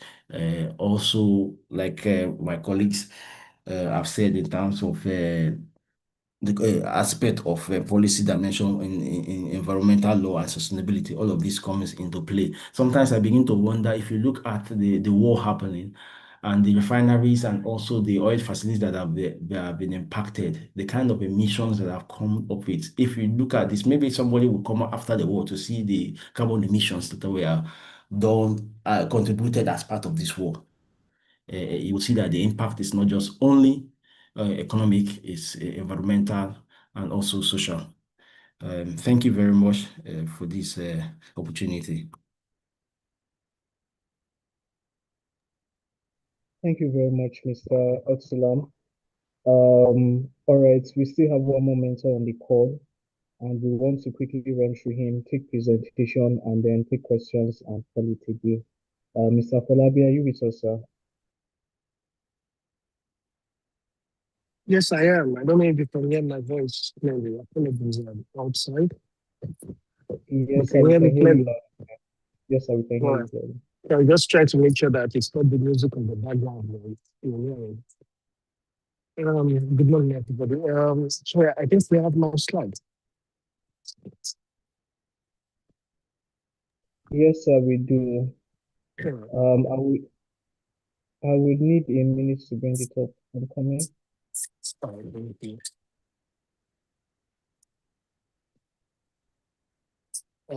To the mentees, I apologize. I've been waiting since 11. I just stepped up again. Apologies.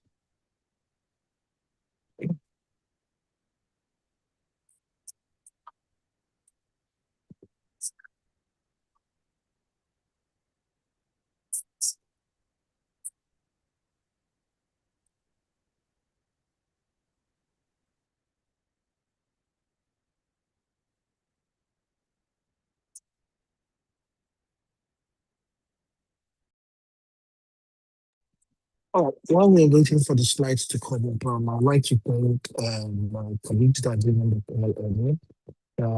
Most especially to learn for in-depth dive into the energy crisis and the issue we have concerning it. I've been looking at the energy crisis in terms of electricity and its relation to that, as we have it in Nigeria. If that's okay. Oh, sorry, have you found my slide?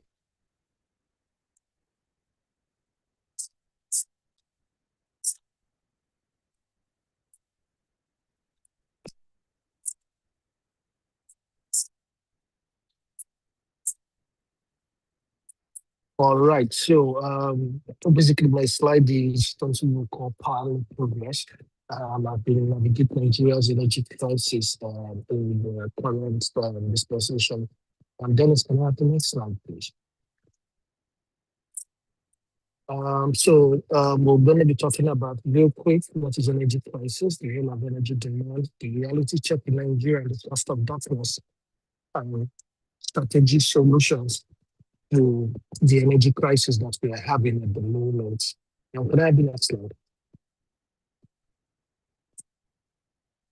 I will not be wasting a lot of the time. A lot of my colleagues that have come before me have really spoken about energy crisis. Utsula in the last class highlighted the issue of globalization in the energy context.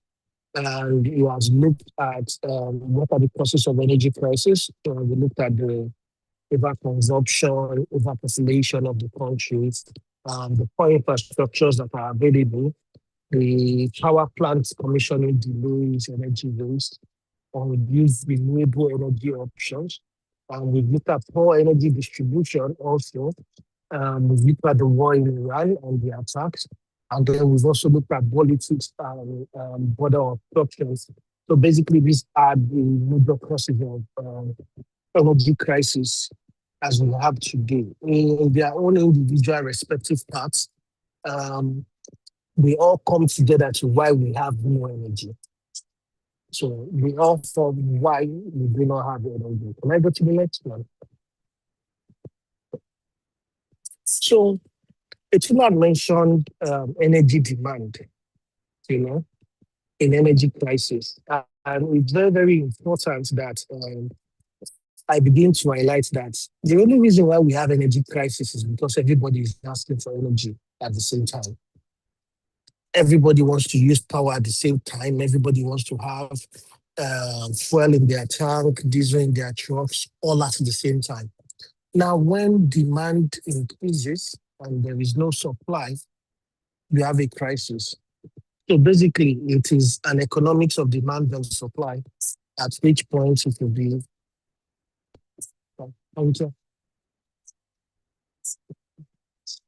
At which point it would be the fact that all this energy crisis started with the Industrial Revolution when we moved towards mechanizing processes. And the fact that mechanization of processes require energy to drive industries, to move vehicles, to move cars, all of these require very high demand of energy. However, in the past 4-5 years, we've had a tremendous boom in industrialization globally. So not just in Africa, not just in Europe, but we're beginning to see new and emerging technologies that begin to take a lot of energy to run. We begin to see the advent of data centers, which we didn't used to have in the 80s and the 90s. Now, these data centers take megawatts of electricity to power them. You begin to see, even though you see newer and more efficient cars, but there are now many more cars on the road than you had 10 years ago, because people are now much more able to afford these vehicles, and everybody wants petrol in their tank. The IMF in April 2025 reported that 30 or 48 sub-Saharan African countries suffer from acute energy crisis. Bottom line is that these people are starved for electricity. Almost 600 million people in Africa have zero access to electricity. You can imagine half the population of Nigeria today have no access to electricity. That's about 125 million people in Nigeria today do not have access to electricity. And where there is access, there is no availability. Rolling blackouts. For a lot of people that live in places like Lagos, you have power for 4 hours, they take it for 16 hours, and they bring it for another 4 hours again. And that's the way we've been managing the electricity demand in Nigeria, by shifting rolling blackouts through the 36 states of the country. Can I have the next slide?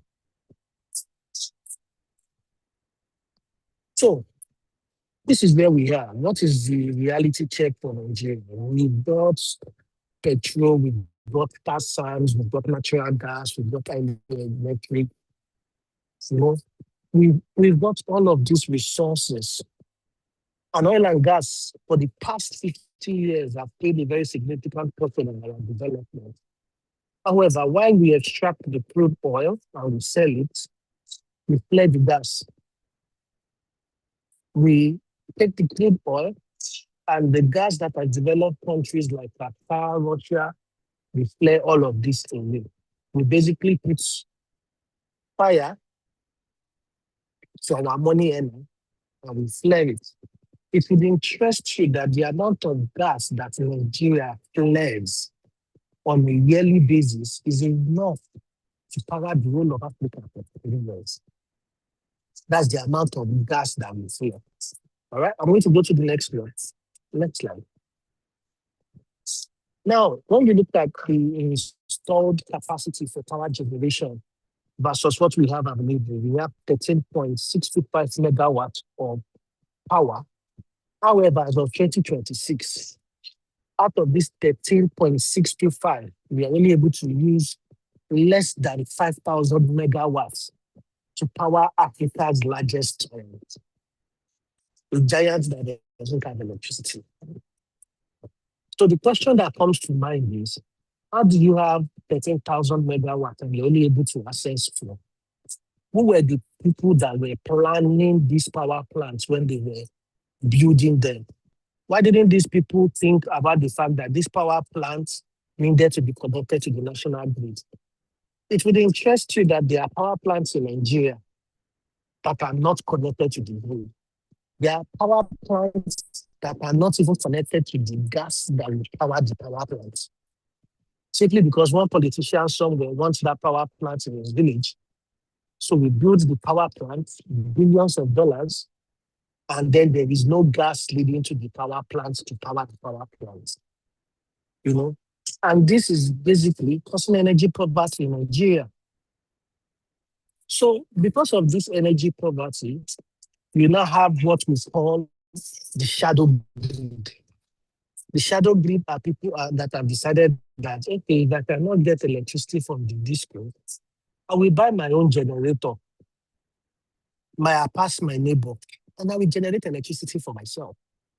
That used to be sustainable before the breakout of the US-Iran war. And because of that breakout of that war, even most families are now priced out of petrol to run their generator. It would interest you that after that war breakout, the gas suppliers refused to supply gas to the GenCos on the basis that the federal government has not yet cleared the outstanding debt that the federal government was doing there. So you don't have petrol in your generator. There is also no gas to generate electricity to supply to your house. This is the reality. As of today, the federal government is owing about 6 trillion naira to these gas suppliers. And this gas on credits, when do you pay us? And these are the issues. In the word of T.S. Eliot, in 1927, the politicians, if we leave politics only to the politicians, we will continue to have energy crisis. Because somebody is forgetting that he needs to connect that power plant to gas in Port Harcourt. So because we are trying to satisfy a governor in Zamfara, we build the power plant in Zamfara and begin to look for how to take gas from Port Harcourt to Zamfara. Why can't we just build the power plant in Port Harcourt where the gas is? These are the very salient issues, and this is the reality check we have. Can I have the next one, please? So yes,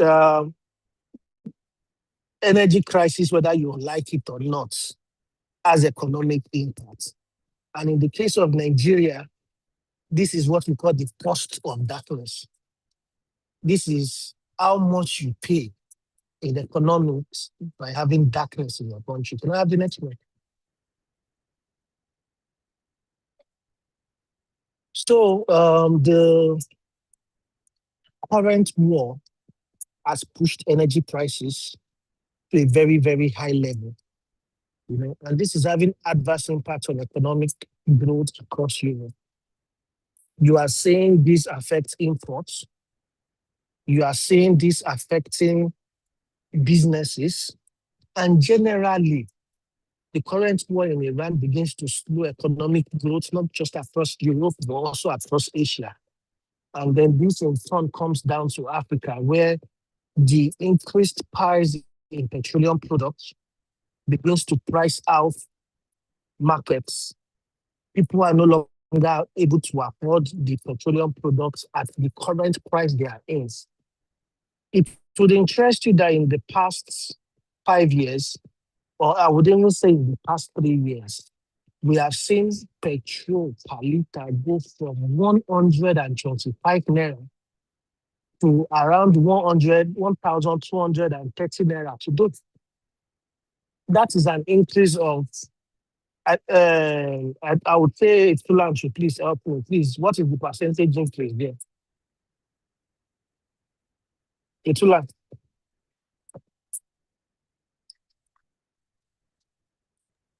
Okay. That's that. Hello. Yes, yes, boss. That's more than 10 times. So, Because so in 3 years, we've seen the almost cost of, 1,000. okay. So we've seen the price of petrol double by nearly 8 to 10 times. But we have not seen the income and the purchasing power of the people that buy the petrol double at the same rate. So the income has probably doubled at 3.3%. but the fuel you are buying has doubled at 10%. Sooner or later, you need to catch up. And when your income has not increased, but your expenses has increased by 10, you are in problem because you would not be able to afford the luxuries you were affording before. And that is not just an energy crisis. You become energy poverty.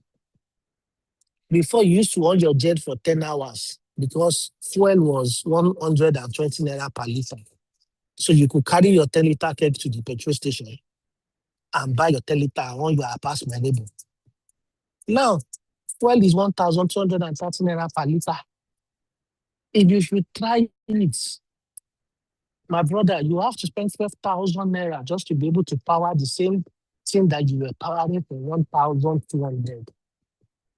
And your salary has not changed. For most people in Nigeria, your salary that you were collecting 3 years ago is still what you are still collecting. As such, the economy begins to price you out. And that is one of the most important cost of darkness we have in economic terms. I don't have the next slide.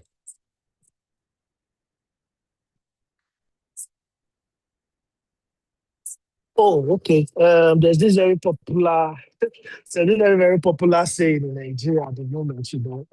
I think they say it's Yakubu manage. That's what they call it. I don't know if that's, please, am I correct?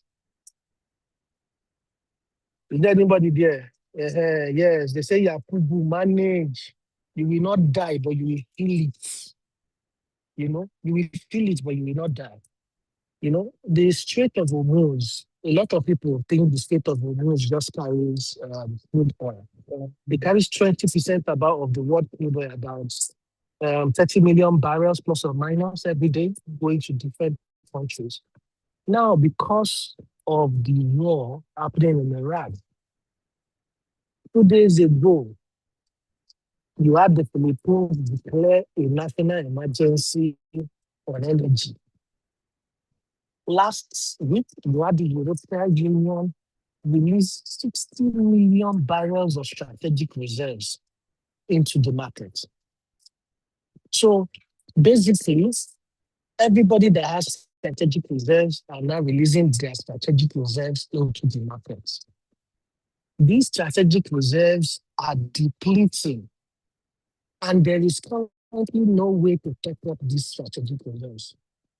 What this simply means is that at a point during this year, and this is what we call a war of attrition, everybody's strategic reserves of nuclear, of crude oil, of gas, it is going to the roof. And when that happens, the price of oil will continue to go up. I think it's about $120 at the moment per barrel. And the only way it's going is up. That is the only place it can go. You know, it's going up. So the higher it goes, the higher Dangote begins to change its price for petroleum. Because a lot of folks remember, even though the refineries in Nigeria, Dangote does not buy oil in naira. He buys oil in dollars. He buys this crude oil in dollars. So whatever the pricing around the world is saying, that is the price the federal government is going to sell the crude oil to Dangote. They will not say because Dangote is in Nigeria, we will sell it for him at 100 naira per barrel. No. They will sell it at the international price. Because come rain, come sunshine, the federal government still needs to make revenue from crude oil.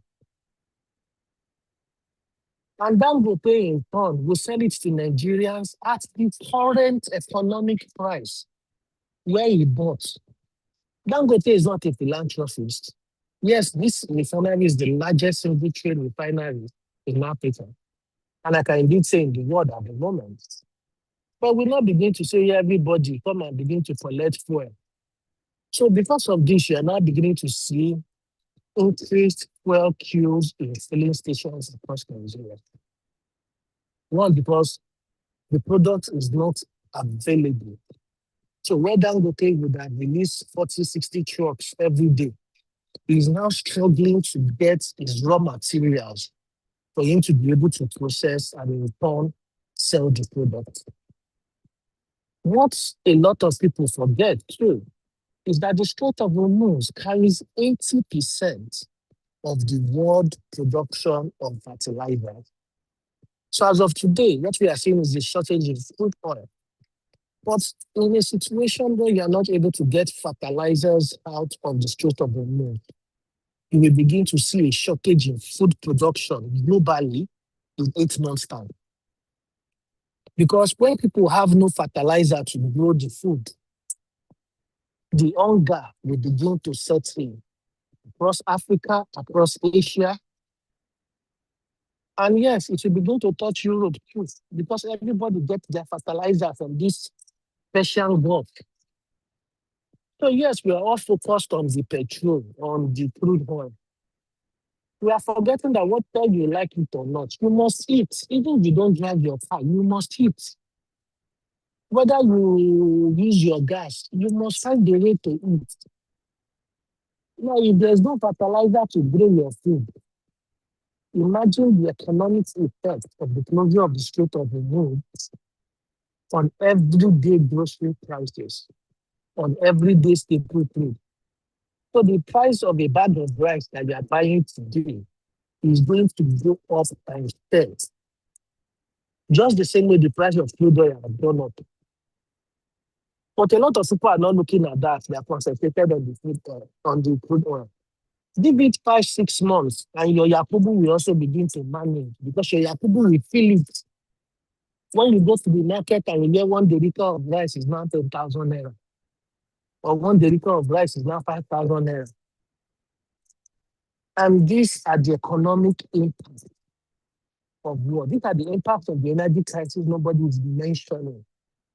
So the energy crisis is not just going to be calculated in the price of crude oil. No. It will also be calculated in the price of basic food. That's a lot of people are going to go on the December this year because they don't have fertilizers to plant that. So a lot of people will definitely stay in the situation in which we are in this war that Oga Trump is fighting, with all due respect to him. People will go hungry.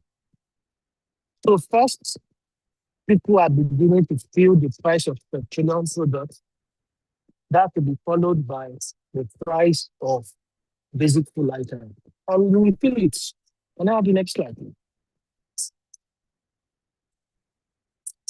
Yes, this slide, when I was growing up, there was a very, very important thing. Anytime NEPA brought lights, in my generation, we did not have those alarms that used to go, woo! We didn't have those alarms.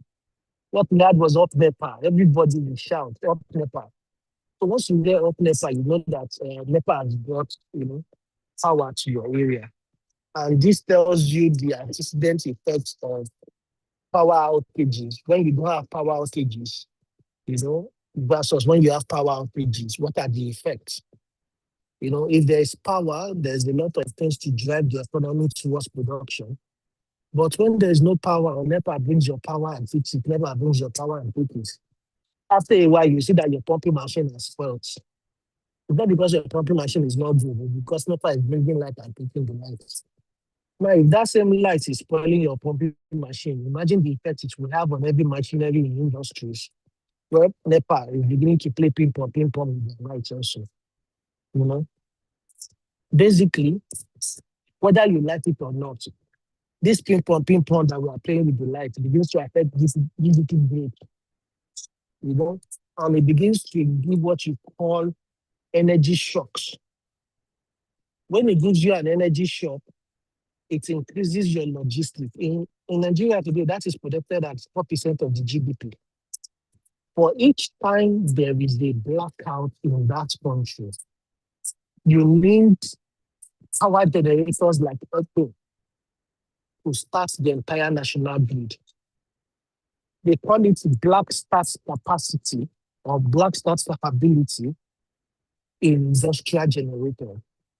Now, to start up the entire national grid, Egbon, charges money in millions to start the entire grid and to levelize the frequency. Now imagine how many times you hear there is a grid collapse, there's a grid collapse.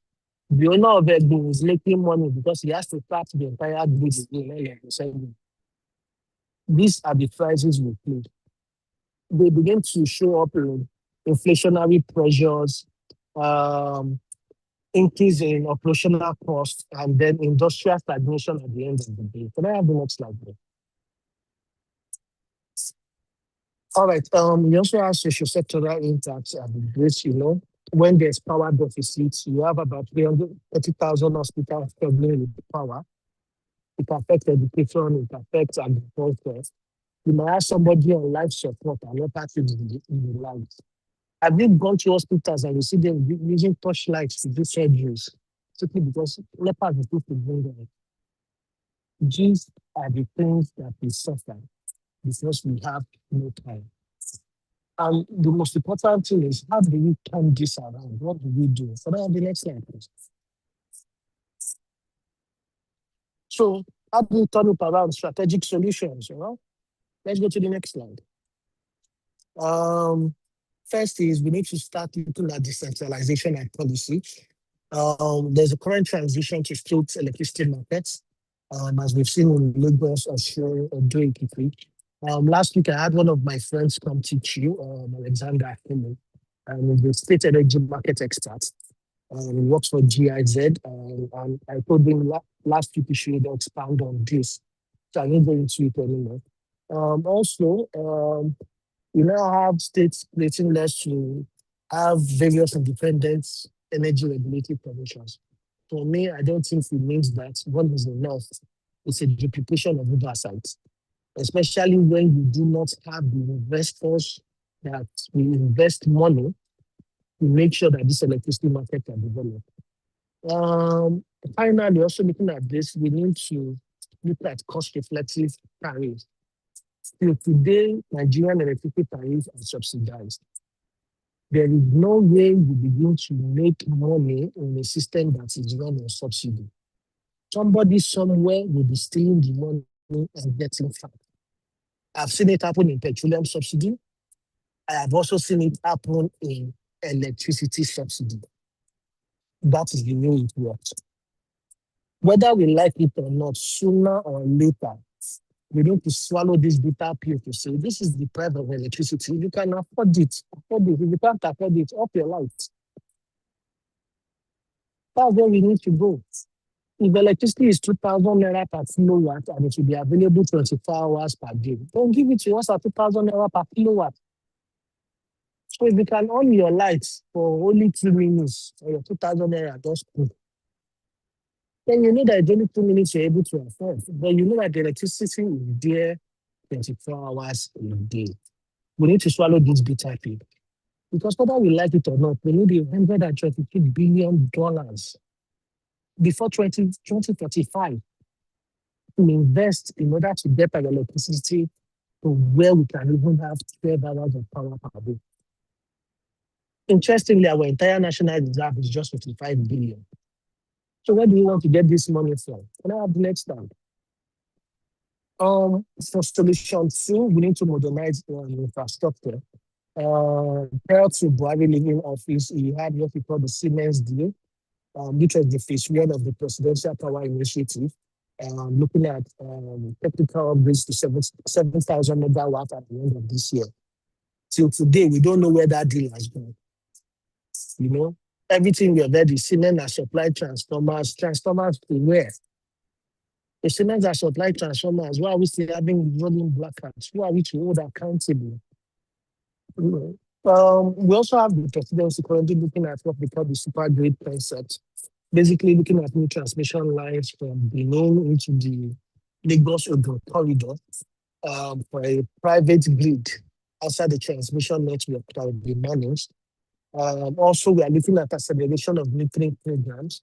However, this has been stalled because NEC is telling the discos that meter is free. The discos are saying, no, customer must pay for the meters.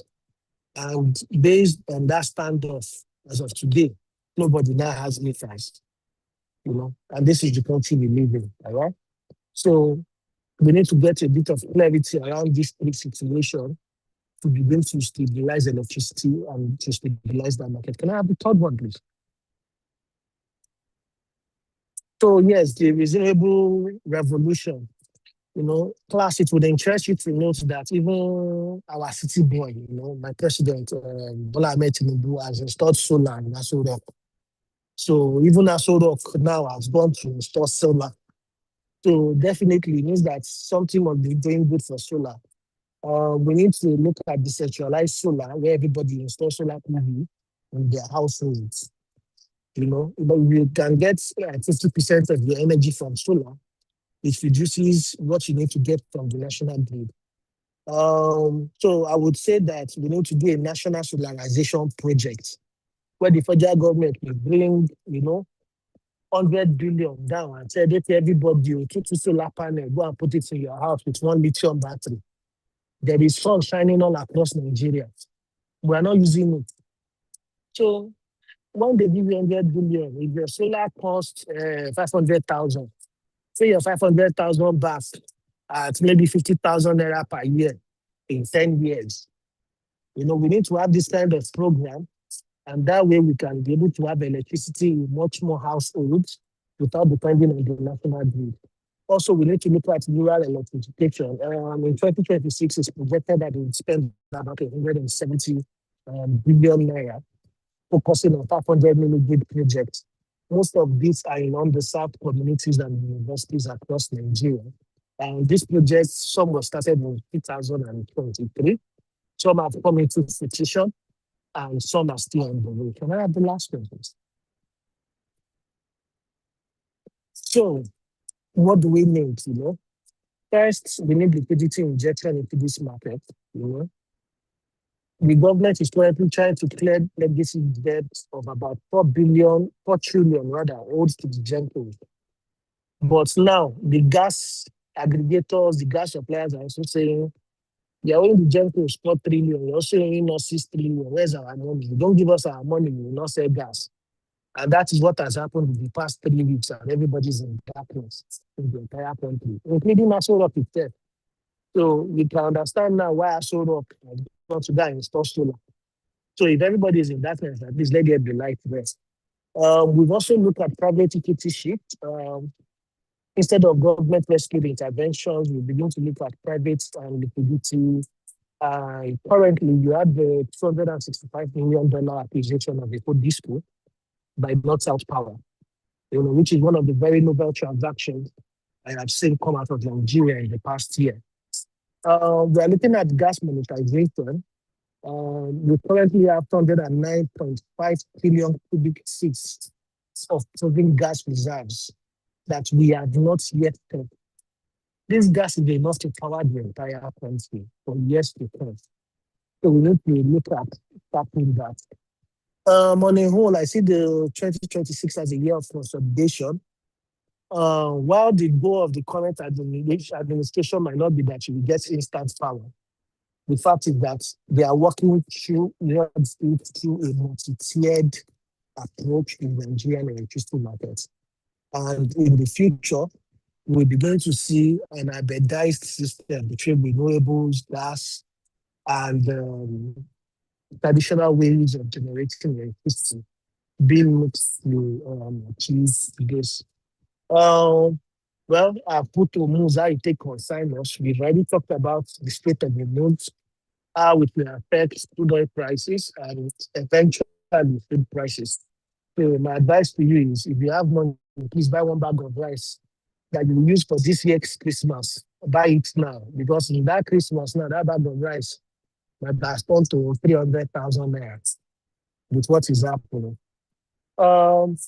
It is imperative we protect the infrastructure that we have, our transformers, from vandalism, and to ensure that there's regulatory transparency around the current electricity market that we have. One of the issues we see in most communities is that transformers are always vandalized. The only way you get power is if your transformer is working. In the Nigeria of today, I've hardly seen most discos go to go and change transformers. They will tell the community contribute and everybody will be going to contribute 5,000 naira to buy their transformer. Whereas the law says that the disco is going to provide you the infrastructure, it needs to supply power to you. Well, the law is different, even though I'm a lawyer, and the reality is different on the ground. Communities are contributing money to buy transformers, and they're still doing it till today. For citizens, I would advise that you adopt energy efficient practices. If you get money, I take God beg you buy solar where possible. You know, I pass my neighbor, it's no longer about that blue gen. It's about who has lithium battery and solar in their house with an inverter charger. So lighting up Nigeria, guys, is not just a technical challenge, you know. It is a fundamental socio-economic driver if you want to get that nation working. If you want that nation to work, we need to have energy. Energy powers a lot of things. It powers the way of life of people. And on that note, I would like to say thank you. Thank you to everyone for listening. And thank you to everyone for staying. Thank you very much, Martin. Thank you. All right, thank you so much, Mr. Afolabi, for your discourse in the session. We appreciate your shared thoughts. Right. Thank you so much, sir. Thank you to all our mentors. It's been almost 2 hours of just power packed, very explanatory, just explanatory discussions into energy crisis. There's just so much to say, and 2 hours may not necessarily be enough to cover through all of it. So we are already fast short on our time, but we'll still be taking presentation. We have one group just presenting today. Precious, please, if you are with us, we would like to take a presentation as soon as possible, right? And then in the next, let's roughly 10 minutes, 7 to 10 minutes quickly, so that we can just take feedbacks, take questions. We have another session coming up by 2 o'clock, so please, we would just like to round up before that time. So Precious, please, over to you. All right. Good afternoon, everyone. Am I audible? Yes, we can All hear you, right. Precious. Okay. Give me a moment to share my screen.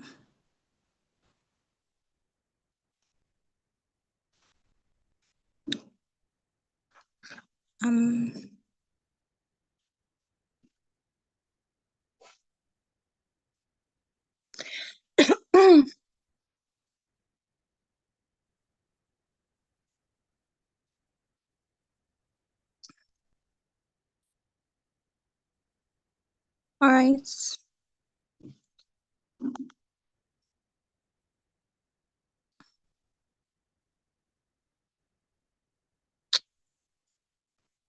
All right. Can you see my screen? Yes, we can. All right. Thank you so much. Hello, everyone. Good day. My name is Precious Choma Uzondu, and I'll be speaking on technological solutions to the energy crisis.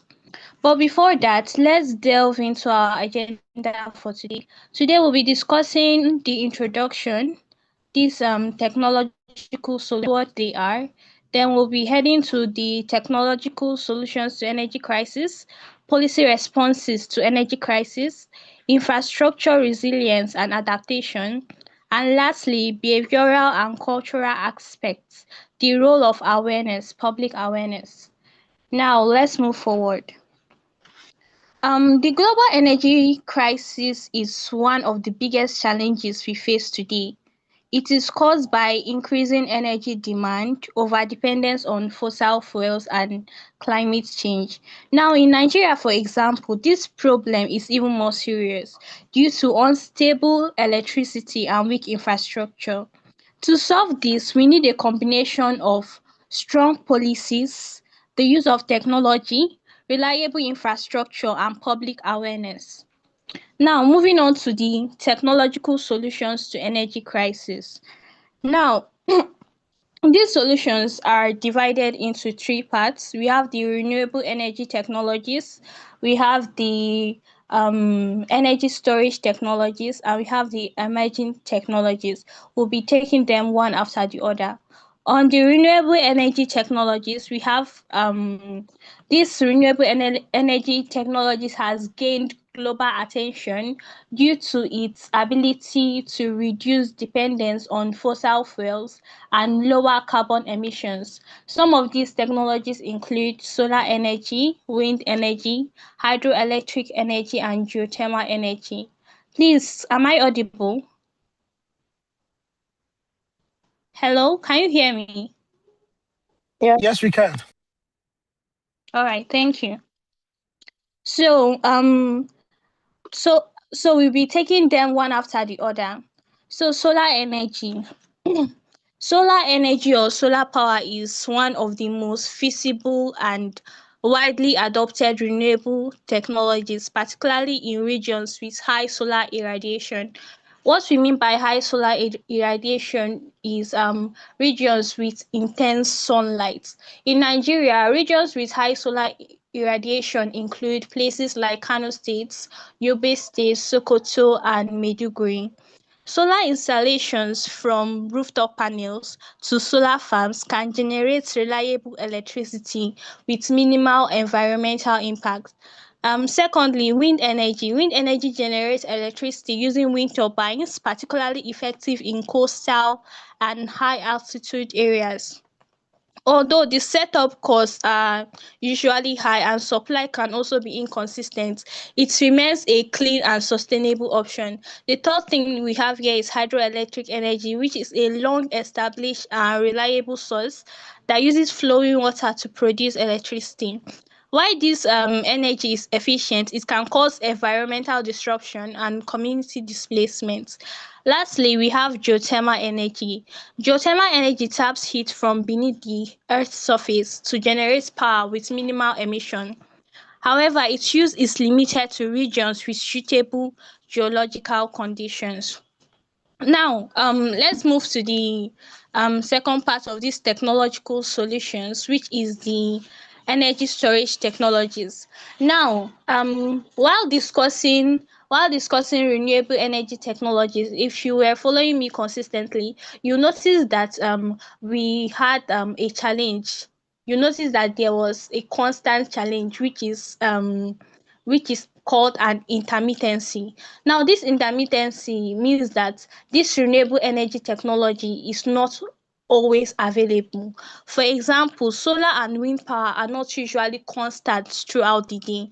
Now, energy storage technologies are crucial. This is where they come in. They are crucial in bridging the gap and ensuring a reliable energy supply.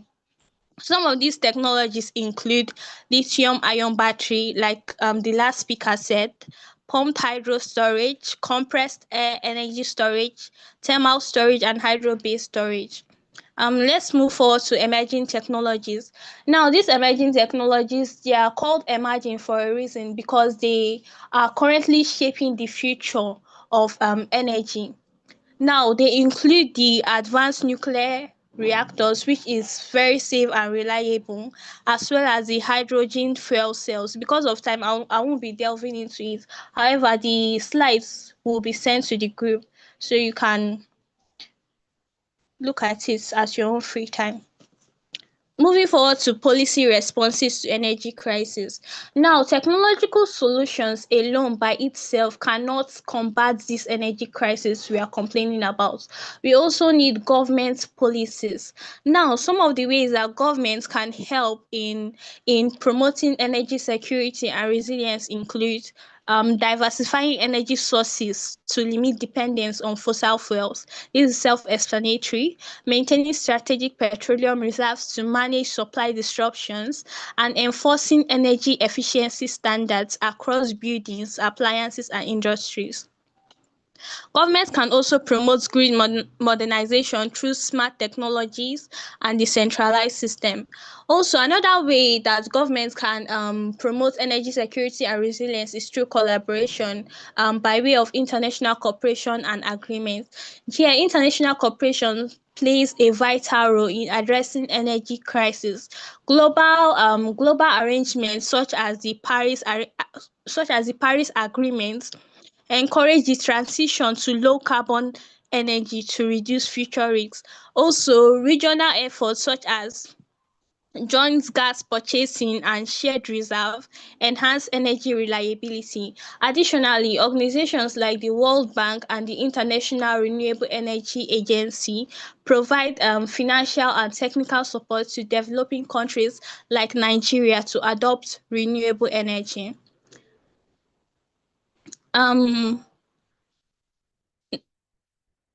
Moving on to the infrastructure resilience and adaptation.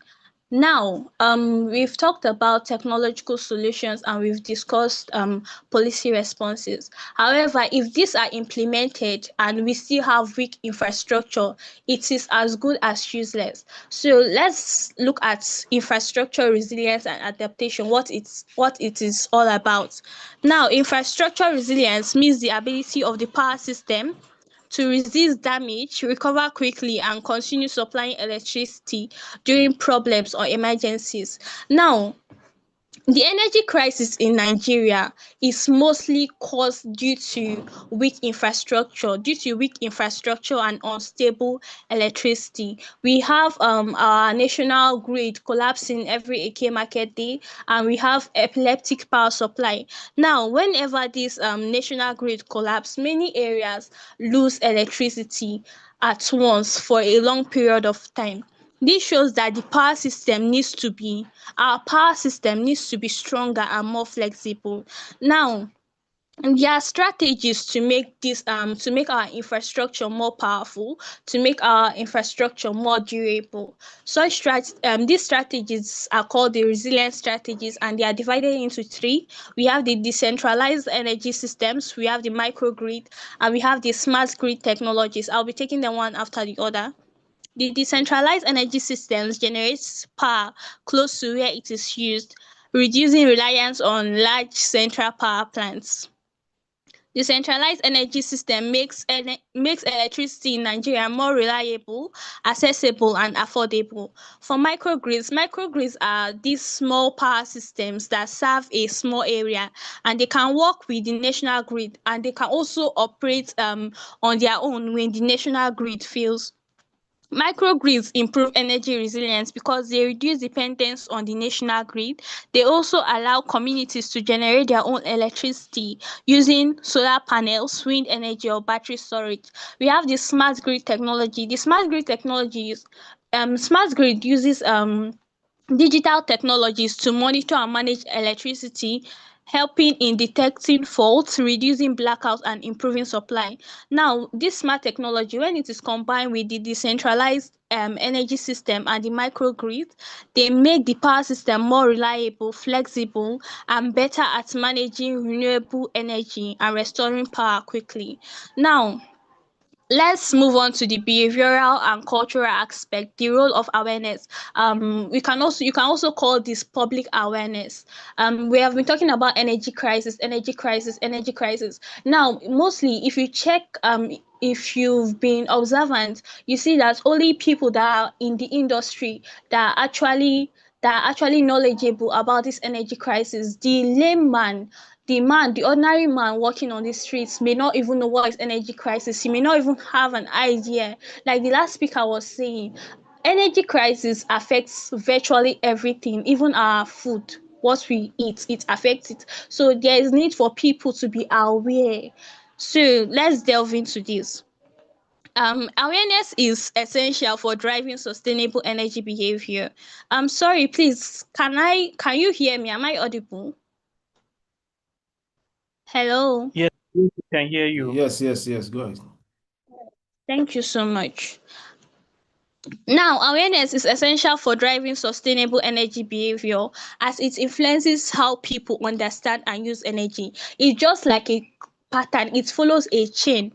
When people are knowledgeable about a particular thing, it shapes their attitude and it influences their behavior. For example, when individuals are informed about issues like climate change, energy scarcity, and renewable energy, they are more likely to adopt efficient technologies, support policies, and practice energy conservation.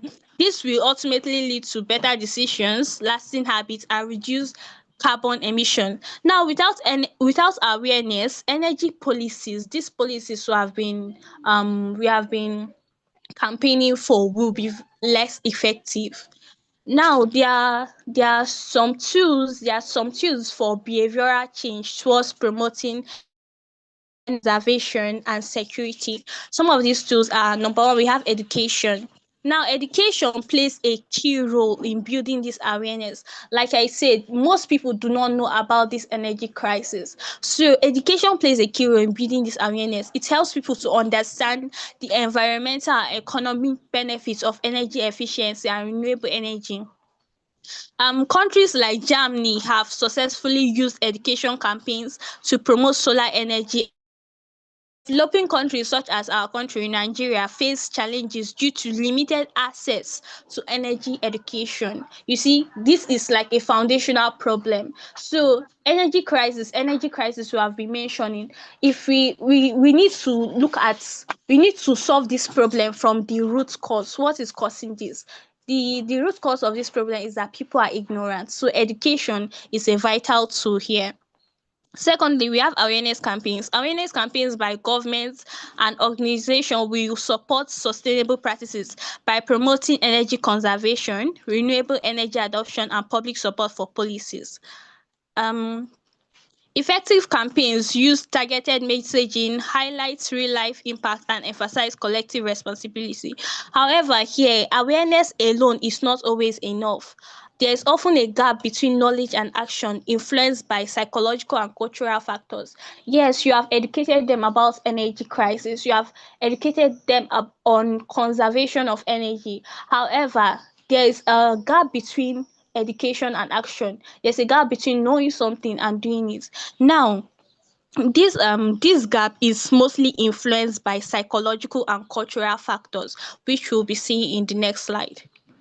Now, there are cultural factors that influence energy behavior, that influence the masses behavior towards energy. Now, some of these factors are social norms and peer influence. Social norms and peer influence plays a major role because people tend to follow what others are doing. When energy saving practices like using solar panels became common or socially rewarded, what we mean by socially rewarded is people see you using solar in your house, and the first thing that comes to their mind is, this person has money. So people want people to see them like that. You get? So this is just peer influence. So when they notice something like this, more people adopt this solar, and which shows that energy behavior is socially influenced rather than purely individual. Secondly, we have economic, culture, and consumption patterns. This also affects behavior.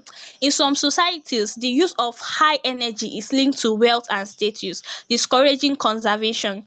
Now, in places like Lagos, widespread generator use and acceptance of inefficiency, which is due to unreliable electricity, reinforce unsustainable habits, creating a cycle driven by cultural norms.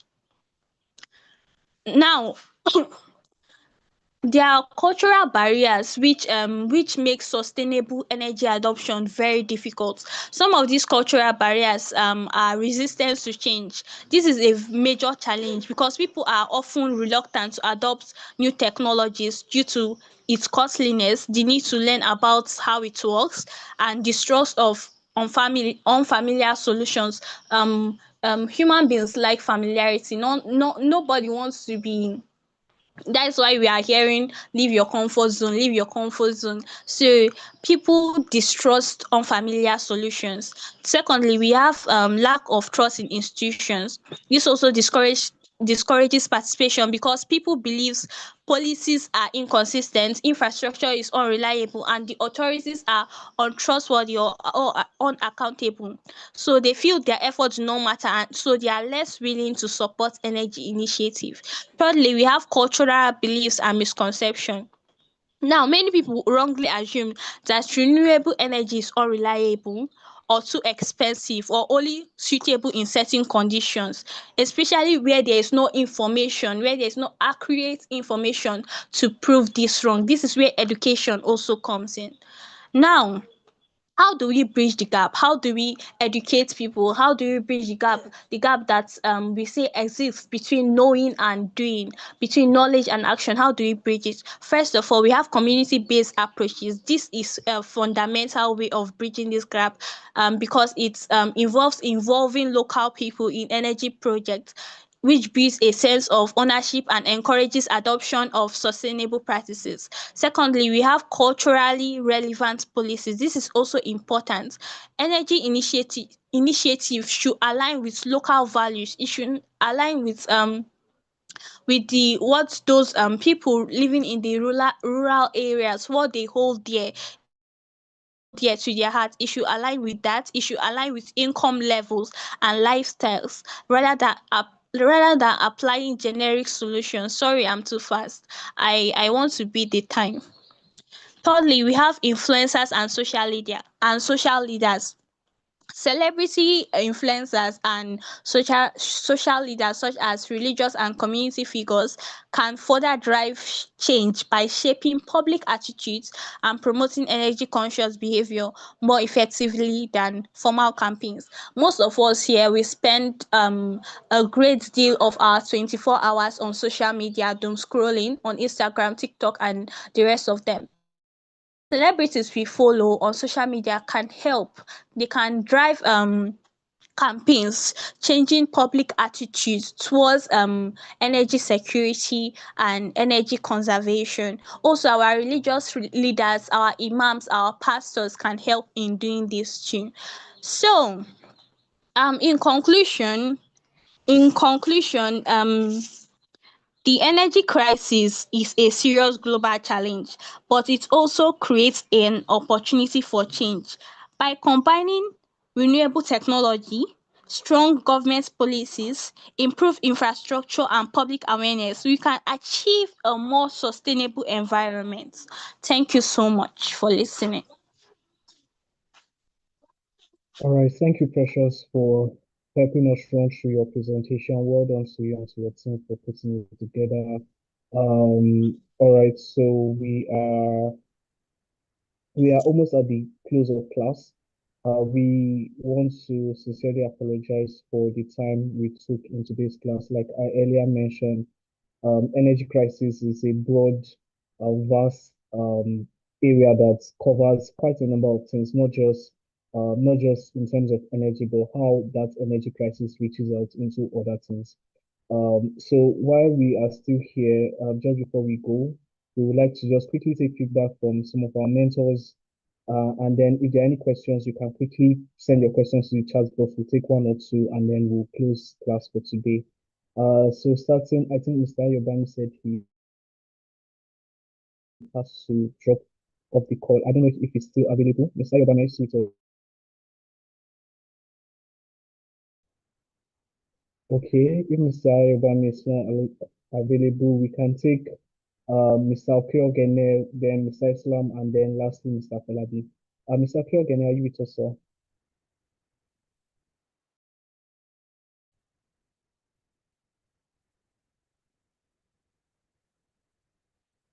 Mr. Islam, are you here, sir?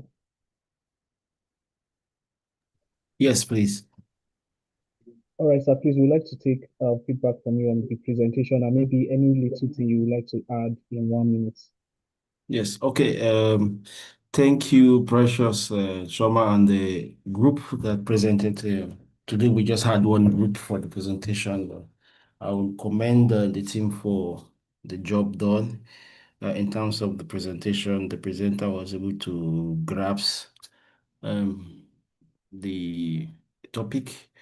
Again, we tend to try to see how our presentations can be more data-driven and bullet points, and to avoid too much of clumsy words everywhere.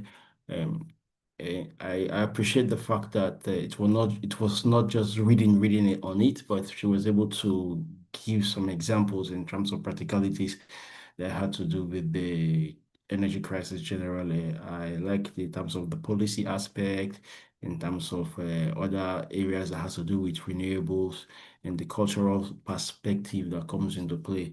So it's also important for you to have bullet points, have some data and source for information that are able to support diagrams that can be able to help. If you look at the presentations from the mentors, you could just see some of these dynamics, that it's not just like a bunch of paragraphs put together in the slide. So I commend the team, and these are areas that we can improve on. And also with time management, we are trying and better than before. Even with the mentors, we could also improve. We tend to see how we can be able to put this together, but we have a lot to see. That's why most of times we try to shoot out with the time. All right, thank you. All right, thank you so much, Mr. Etsulam. Mr. Falabi, do you have any words for our mentees? Well, I'd like to say very good research, very well thought out research. I went through the paper earlier in the morning, and I was very, very, very proud of Precious mentioning nuclear reactors and their use in the energy mix. I think my master's thesis in about 10 years ago, I worked on nuclear reactors and how they integrated into the Nigeria energy mix together with Professor Bakari Dolo, who is now of the High Court. So to see the fact that people are now beginning to look at the possibility of having nuclear boiling water reactors, micro reactors in the national energy grid, I think there's hope. There's hope. Maybe at the end of the day, our Yakubu will not have to manage. Thank you very much, everyone. Thank you. All right, thank you very much, sir. So quickly, we can still take one question. If we have any question that we'd like to ask, just quick one question for our mentors. Let's quickly do that. If there are no questions, then please, we would like for us to turn on our videos so that we can take pictures.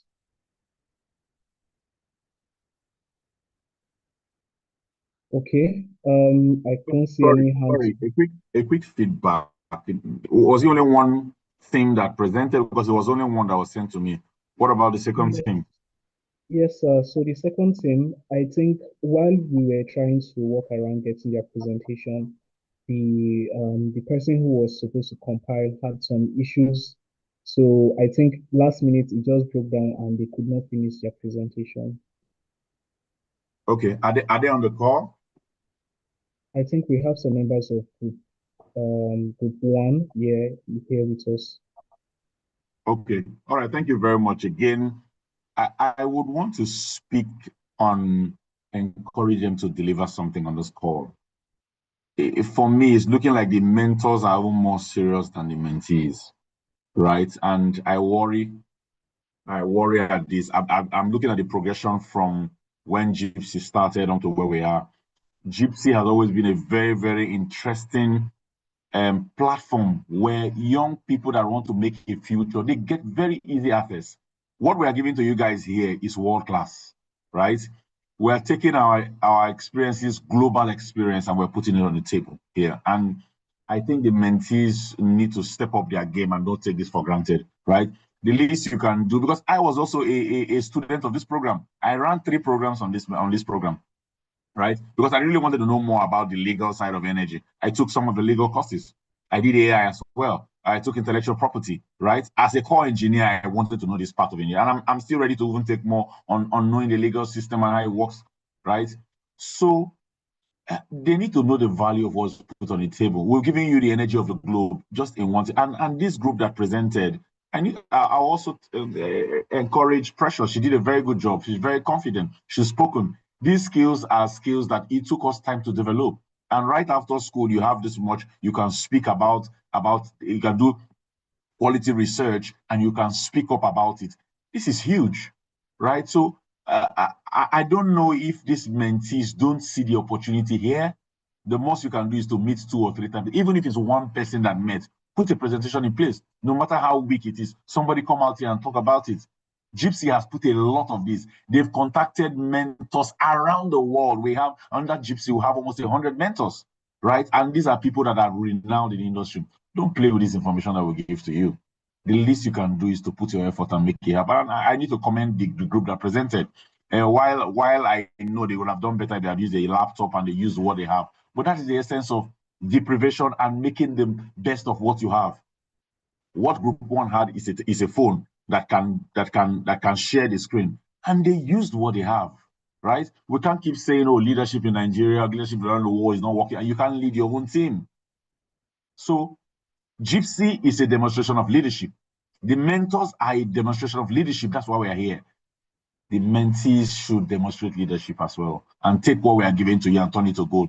Our own pride is to see you tomorrow being aired somewhere. You come back to us that you had a first class or you had a 2-1 or you did well in school because of some information, and we challenge you. We are here to challenge you and not the other way around. I also want to thank the mentors. Quality conversation we've had here today from very, very diverse views. I mean, 4 different views to what we have done here today. In fact, I'm going to request for this recording again. Let me go back and look at it because I want to learn from it, even as a mentor, right? To see the views that my other mentors have and to incorporate and to learn from it. There is also a forward and a reverse learning on this call. And I don't think any of the mentors you see on this call, they are very sharp in their industry. The information that comes out of here from other mentors, we don't throw it away. I'm taking notes. My notes are full. I will go back and look at these notes again and improve on what I delivered today is not what I delivered last year. I've improved my slide. I know more about this thing again, incorporating other mentors' view into what I do, and I have a vaster view. So I don't feel very happy that the mentors have not used this opportunity very well.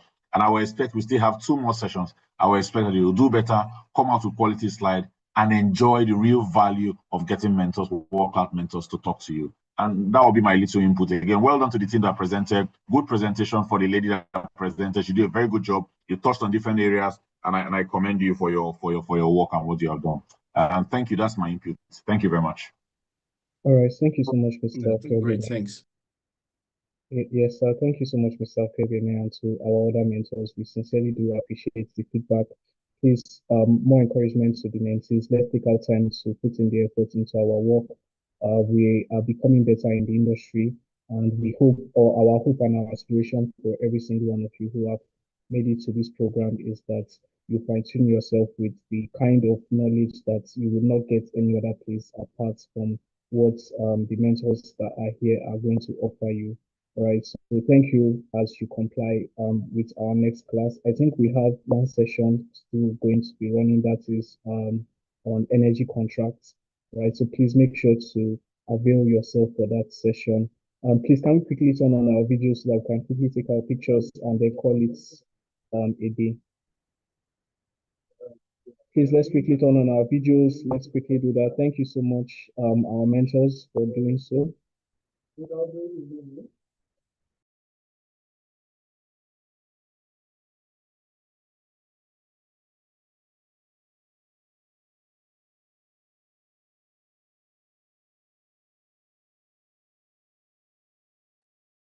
All right, so I think I am done.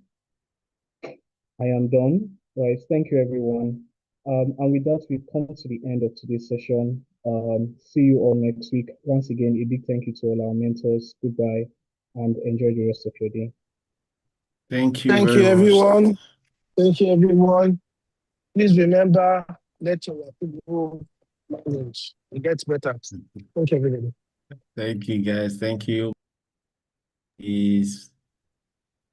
Bye. Have a good weekend. Yes, bye-bye.